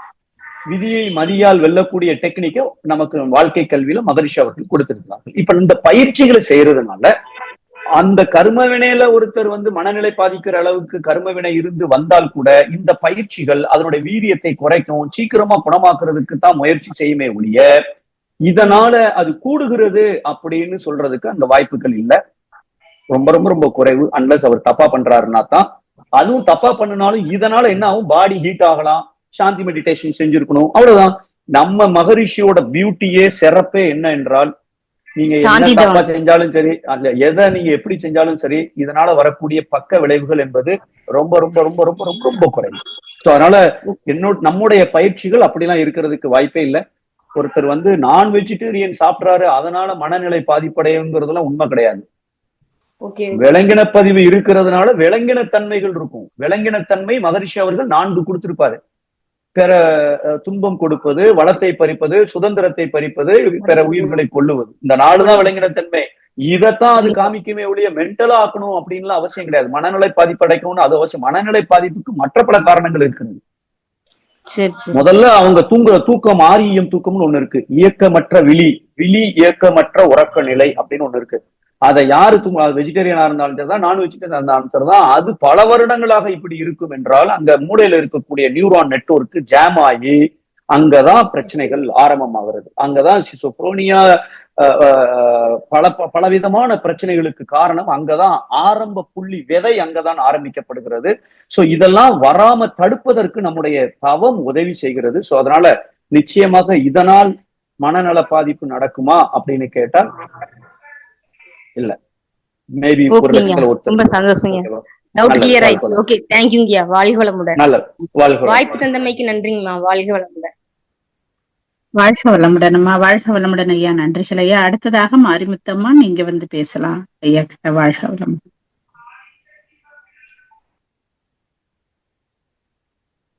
ஐயா. வாழ்க வளமுடன் ஐயா. வாழ்க வளமுடன் ஐயா. எப்படி இருக்கீங்க? வாழ்க வளமுடன். நல்லா இருக்குங்க ஐயா. நீங்க வளைகுடா நாட்டுல எப்படிங்க போயிட்டு இருக்கு? அங்க எல்லாம் எப்படி இருக்கீங்க எல்லாரும்? மக்கள் நாட்டுல வந்து நார்மலா தான் இருக்காங்க. இப்ப இந்த போர், இந்த அதாங்க ஐயா, அந்த போர்ல நல்லுலகங்கிறது வந்து ஐயா வந்து அந்த மாதிரி அந்த ஒரு தலைமையின் கீழே இந்த உலகம் வரும் அப்படின்னு சொன்னாரு. ஒரு 150 இயர்ல ஆல்மோஸ்ட் அதுல ஒரு 75 இயர் போயிடுச்சு. ஆனா அதுக்குள்ள ஏகப்பட்ட போர் வந்துகிட்டு இருக்கு. இத வந்து நம்ம வந்து வாழ்த்தி கொண்டுதான் இருக்கிறோம். ஆனா உலக தலைவர்கள் வந்து இன்னும் வந்து அந்த உயிரறிவு உள்ளுணர்வா பெறாமலே இருக்காங்க. இதனால நிறைய பொருள் இழப்பு. இந்த மாதிரி நம்ம கத்தார், இந்த வளைகுடா நாட்டுல பாத்தீங்கன்னா நம்ம இந்தியன்ஸ் அதிகமா இருக்காங்க. அந்த வளைகுடா இந்தியன்ஸ் அதிகமா இருக்கும்போது அவங்களுடைய ஃபேமிலி இங்க எவ்வளவு கஷ்டப்படுறாங்கன்னு நான் பார்க்க முடிஞ்சு. நம்ம வீட்டு பக்கத்துல ஒருத்தர் எதுல இருக்காரு. அவங்க எதுவுமே வேணாம், நீங்க அதெல்லாம் விட்டுட்டு நீங்க உடனே ஃபிளைட்டை பிடிச்சி வாங்கன்னா அங்கிருந்து வரத்துக்கும் வழி இல்லாம இருக்கு இப்போ நிறைய பேருக்கு. இப்ப நம்ம உயிர் தப்பிச்சா போதுன்ற நிலையில இருக்கிறாங்க. இப்போ இது எப்பங்க சரியாகும் இந்த உங்களுடைய அறிவுக்கு ஏற்ற மாதிரி? வாழ்க வளமுடன். வாழ்க வளமுடன். முதல்ல ஒரு விஷயத்த ஐ திங்க் நீங்களும் கேட்டுட்டு இருக்க அத்தனை பேருமே வந்து சொல்லணும், நினைக்கணும் அப்படின்னு நினைக்கிறேன். இன்னைக்கு வந்து இந்த சமூக வலைத்தளங்கள், மீடியாஸ், நியூஸ் பேப்பர் யாரும் உண்மையை சொல்ற மாதிரியே தெரியல உண்மையிலேயே. ஏன்னா நான் இந்த போர் ஆரம்பிச்சப்புறமே நான் இந்தியா வந்துட்டேன். கத்தார்ல இல்லை, இப்பவும் நான் இந்தியாவில தான் இருக்கேன். ஆனால் அங்க என்ன நடக்குங்கிறது ஃபுல்லா எனக்கு தெரியுது, பாக்குறேன், கேட்கிறேன். என் ஃபேமிலி அங்க இருந்தாங்க. இன்னைக்கு தான் ஃபேமிலிங்க வந்து சேர்ந்திருக்கிறாங்க திருநெல்வேலிக்கு. கொஞ்சம் நான் யோசித்து பார்த்தால், நான் ஒரு உதாரணத்துக்கு நான் சொல்றேன். இது ஒரு 5 நாளைக்கு முன்னாடி நடந்தது. இப்ப வளைகுடா நாடுகள்ல, இப்ப நான் கத்தார் எடுத்துக்கிட்டீங்கன்னா அங்க வந்து தண்ணீர் வந்து இயற்கை தண்ணீரே கிடையாது. எல்லாமே கடல் தண்ணீரை சுத்திகரிப்பு செய்யப்பட்டு வர்ற தண்ணீரை தான் நாங்க குடிக்கிறோம், குடிக்கிறோம், எல்லாத்துக்கும் அதை தான் பயன்படுத்திக்கிறோம். அங்க கிணறும் கிடையாது, உள்ள அந்த தண்ணீரே கிடையாது. அங்க ரொம்ப ரொம்ப ரொம்ப கம்மி. இப்போ எல்லா நாடுகளுமே இதுதான் நிலைமை. ஓமான்ல வந்து கொஞ்சம் நிறைய வாடின்னு சொல்லுவாங்க, இடையில உள்ள கிணறுகள் இருக்கு. இந்த போர்ல ஒரு நாட்டுல ஒரு இடத்துல இருக்கிற இந்த நீர் சுத்திகரிப்பு டீசாலினேஷன் சொல்லுவாங்க, அதுல ஒரு இடத்துல ஒரு குண்டை போட்டிருக்காங்க. அது நடந்தது ஒரு நாட்டுல, வளைகுடா நாடுகள் இருக்கிற நாட்டுல ஒரு நாடுகள்ல. நாங்க உட்கார்ந்து நியூஸ் பேப்பரு, டிவி, இந்த ஏகப்பட்ட இதுல பார்த்தா வளைகுடா நாடுகள்ல போர், அந்த தண்ணீர் பஞ்சம். அட பாவிகளா, என்ன தண்ணீர் பஞ்சம்? எல்லா தண்ணீரும் எல்லாருக்கும் கிடைச்சிட்டு இருக்கு. அந்த ஒரு பிளான்ட்ல போனா கூட அவங்களுக்கும் தண்ணீர் கிடைத்து கொண்டிருக்கிறது. அவங்களா நம்ம நினைக்கிற மாதிரி இல்ல. எல்லா தேவையான, அதான் நான் சொல்றேன்ல, இந்த போர் மட்டும் இல்ல. இதுக்கு முன்னாடி நாங்க ஒண்ணு பார்த்தோம், பாய்காட்னு சொல்லி கத்தாரை சுத்தி எல்லா நாடுகளும் வந்து தடை செய்யப்பட்டாங்க, எல்லாத்தையும் க்ளோஸ் பண்ணிட்டாங்க. அப்பமே வந்து எங்களுக்கு தேவையான கருவேப்பிலையில இருந்து எல்லாம் இங்க இருந்து திருவனந்தபுரத்துல இருந்து அங்க கிடைச்சிட்டு இருந்தது. நாட்டு தலைவர்கள் மக்களுக்கு தேவையான அனைத்தையும் செய்து கொண்டிருக்கிறார்கள். இந்த போர் ஆரம்பத்த காலகட்டங்கள்ல துபாயா இருக்கட்டும், கத்தாரா இருக்கட்டும், அந்த நாடுகள்ல ஏர்போர்ட்ல யாரெல்லாம் மாட்டிக்கிட்டாங்களோ அவங்களுக்கு எல்லாம் 5 ஸ்டார் ஹோட்டல்ல ரூமை கொடுத்து 3 நேரம் சாப்பாடு கொடுத்து அத்தனையும் அரசாங்கம் செய்து கொண்டிருக்கிறது. அவங்களுக்கு தான் இப்ப பிளைட் வந்து விட்டுட்டு இருக்காங்க. இந்த மீடியாஸ்ல சொல்ற மாதிரியோ, இங்க இருக்கிறவர்கள் பயப்படுகிற மாதிரியோ நிச்சயமாக கிடையாது. எங்க ஆபீஸ்ல இருக்கிறாங்க, நம்ம மன்ற நண்பர்கள் எத்தனையோ பேர் இருக்கிறார்கள். அவங்க வேலைக்கு போயிட்டு இருக்கிறாங்க. ஒரு எமர்ஜென்சி அலர்ட்னு ஒரு சின்ன மெசேஜ் வரும், அதுக்குன்னு ஒரு தனி வாட்ஸ்அப்ல ஓபன் பண்ணிருக்கிறாங்க. அதுல வந்து அவங்க அட்டாக் வரப்போகுது அப்படின்னு சொன்னா ரோட்ல நிக்காதீங்க, வீட்டுக்குள்ள போங்க, அவ்வளவுதான். இது வந்து மெயின் நகரத்துக்குள்ள எந்தவித பிரச்சனையும் கிடையாது. அவங்களுடைய நோக்கம் வந்து அமெரிக்க தூதரகம் எங்க இருக்கிறது, அமெரிக்கனுடைய வான்படை அந்த போர் தளம் எங்க இருக்கிறது, அவங்களுடைய டார்கெட் அதுதான். ஆனா இன்னைக்கு இருக்கிற மீடியாஸ் எல்லாமே வந்து இது வந்து என்னத்த சொல்றது, நம்ம வந்து மக்களை பயங்காட்டுறது நோக்கமா இல்ல அவங்களுக்கு பிசினஸ் நோக்கமா என்னமோ, அது நோக்கம் வந்து சரியான நோக்கமா தெரியல. அதனால அப்படிலாம் பயப்படுறதெல்லாம் ஒண்ணுமே இல்லை. எல்லோரும் அங்க இருந்து கொண்டு இருக்கிறார்கள். இங்க இருக்கிறவங்க பயந்துட்டு இருக்காங்க, அதை நான் ஒத்துக்கிறேன். ஏன்னா அவங்களுக்கு வந்து அவங்க பாக்குறது டிவி நியூஸ பாக்குறாங்க. இந்த டிவி நியூஸோட இந்த யூடியூப்ல போடுறாங்களே, ஏதோ அங்கேயே இருந்து சிசிடிவில வீடியோ வச்சு பார்த்த மாதிரி இங்க வந்து தண்ணீர் பஞ்சம் அப்படின்னு சொல்றாங்க. அப்படின்னு சொன்னால் ஒரு தண்ணீர் பஞ்சமும் எந்த நாட்டிலும் இல்ல. வளைகுடா நாடுகள் அனைத்தும் அங்க ஏற்பாடு செய்யப்பட்டிருக்கிறது. இன்னமும் வந்து அவங்களுக்கு என்ன வேணுமோ அதையும் அவங்க அந்த அத்தனையும் செய்துட்டு இருக்காங்க. சோ அதனால இதுல அமைதி கிடைப்பதற்கு நம்ம எல்லாரும் நினைக்கணும். இப்போ மகரிஷி 150 வருஷம் அப்படின்னு சொல்லிட்டாங்க, கரெக்டா 150 வருஷத்துல நடந்துருமா? அது யார் கையில இருக்கு? மகரிஷி 100 பேருக்கு சாப்பிடுற மாதிரி பிரியாணி செஞ்சு பாயாசம் பண்ணி எல்லாம் பண்றதுக்கு தேவையான அரிசி சாப்பாடு எல்லாத்தையும் வாங்கி கொடுத்தாரு. செய்ய வேண்டியது நான் செய்ய மாட்டேன்னு உட்கார்ந்துகிட்டு, இல்ல அங்க இருக்கிற கீழே இருக்கிற மண்ணை எடுத்து நான் பிரியாணியில போட்டுட்டு பிரியாணி நல்லா வரலன்னு சொன்னால் என்ன இது அப்படின்னு சொல்ற மாதிரி இன்னைக்கு வந்து நாம எப்படி வாழ்ந்து கொண்டிருக்கிறோம் அதுதான் முக்கியம். என்னை பொறுத்த வரைக்கும், என்னுடைய கருத்தை நீங்க கேட்டதுனால, நிச்சயமாக மகரிஷி சொன்னார்கள். அதற்கு அப்புறம் நம்மளுடைய அமைப்பை மட்டும் எடுத்துக்கொண்டாலேயே மகரிஷி இருக்கும்போது இருந்த முன்னேற்றத்தை விட இந்த ஆன்மீக கல்வி என்பது கல்லூரிகள் மூலமாக, பட்டி தொட்டி மூலமாக எத்தனையோ இடங்களுக்கு கத்தார்ல இது நடக்குது. இப்போ ஒரு துணை பேராசிரியர் பயிற்சியில 29 பேர் அட்டன் பண்ணி முடிச்சிருக்காங்க கத்தார்ல போன மாசம், நான் வர்றதுக்கு முன்னாடி.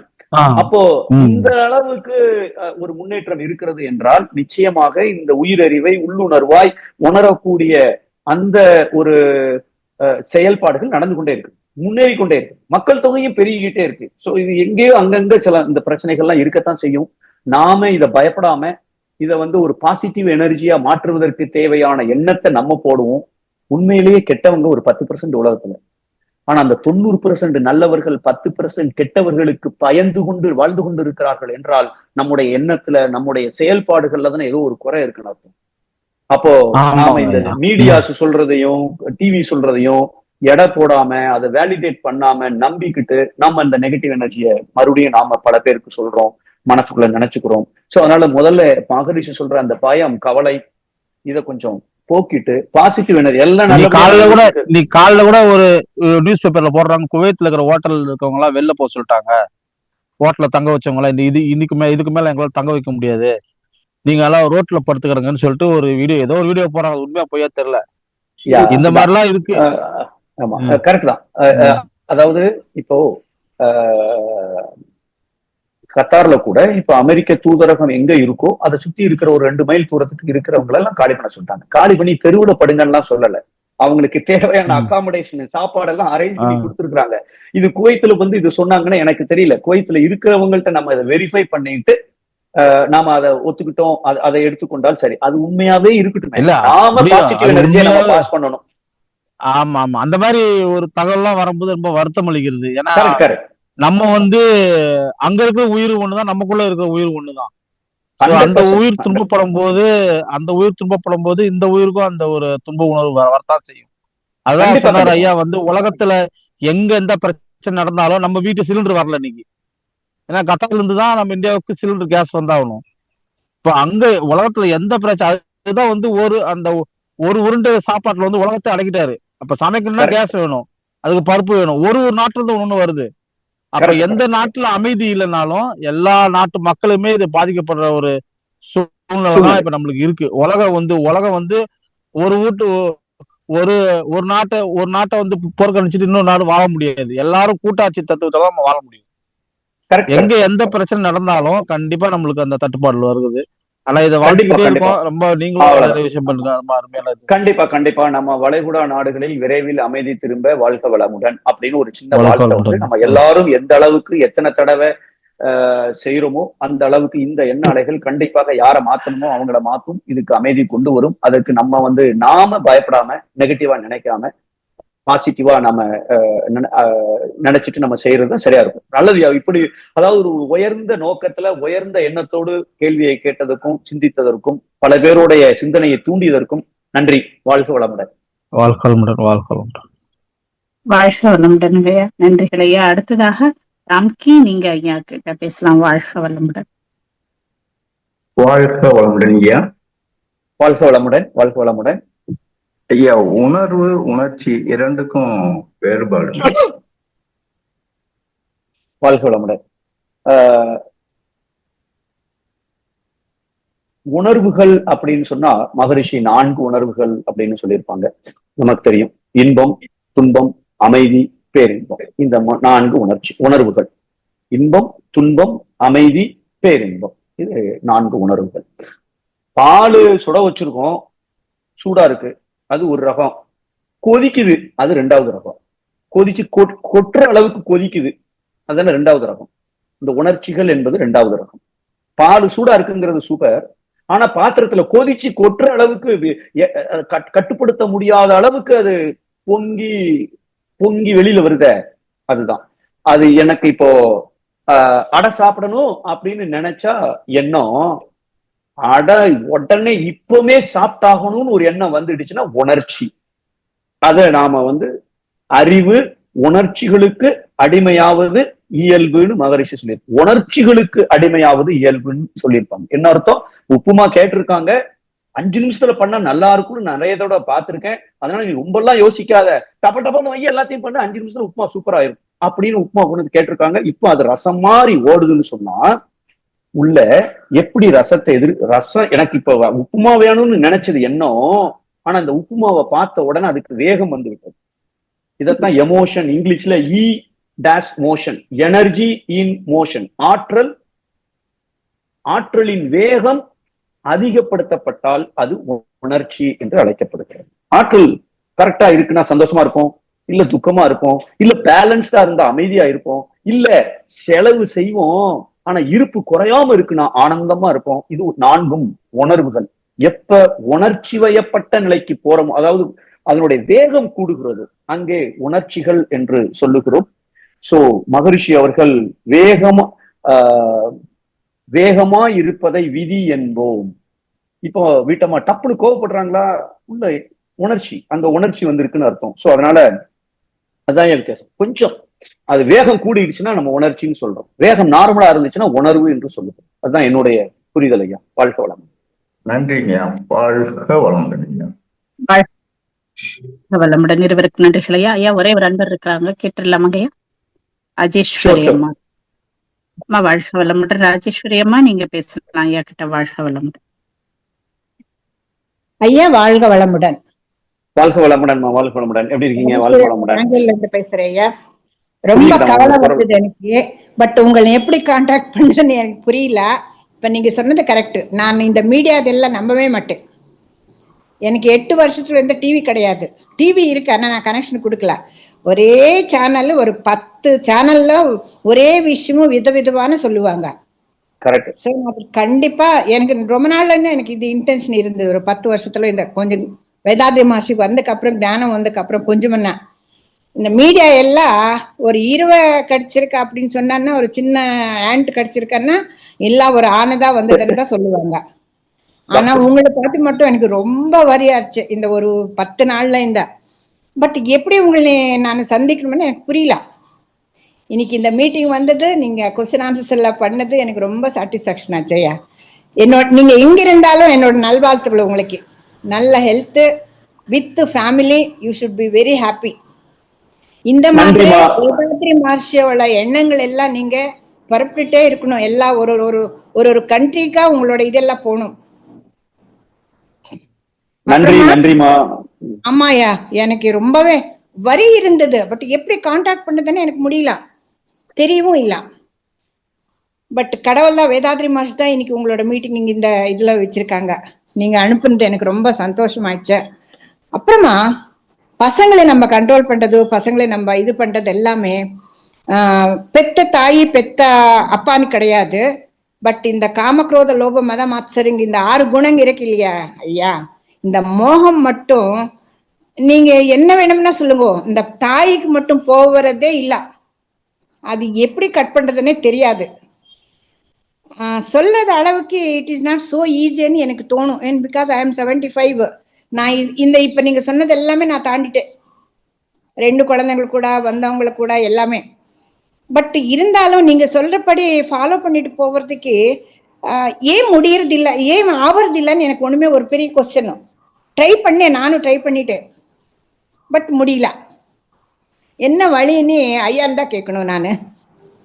வாழ்க்கை வளமுடன். நான் வந்து பெங்களூர்ல 4 நாள் இருந்தேன் என் பையன் கூட. அப்ப உங்களுக்கு ஒரு மெசேஜ் பண்ணலாம்னு தோணுச்சு. ஆனால் நான் மெசேஜ் பண்ண நீங்க வந்து சிரமப்பட்டு நான் இருக்கிற இடத்தை தேடி வந்துட்டாலும் ப்ராப்ளம். சோ அதனால நான் கொஞ்சம் வேண்டாம் அப்படின்னு சொல்லிட்டு விட்டுருந்தேன். நான் வந்திருப்பேன். ஐயோ, பெங்களூர்ல இருந்துட்டீங்களா? அல்சூர். ஐயோ, அல்சூர் எனக்கு ரொம்ப ஃபெமிலியர் பிளேஸ்.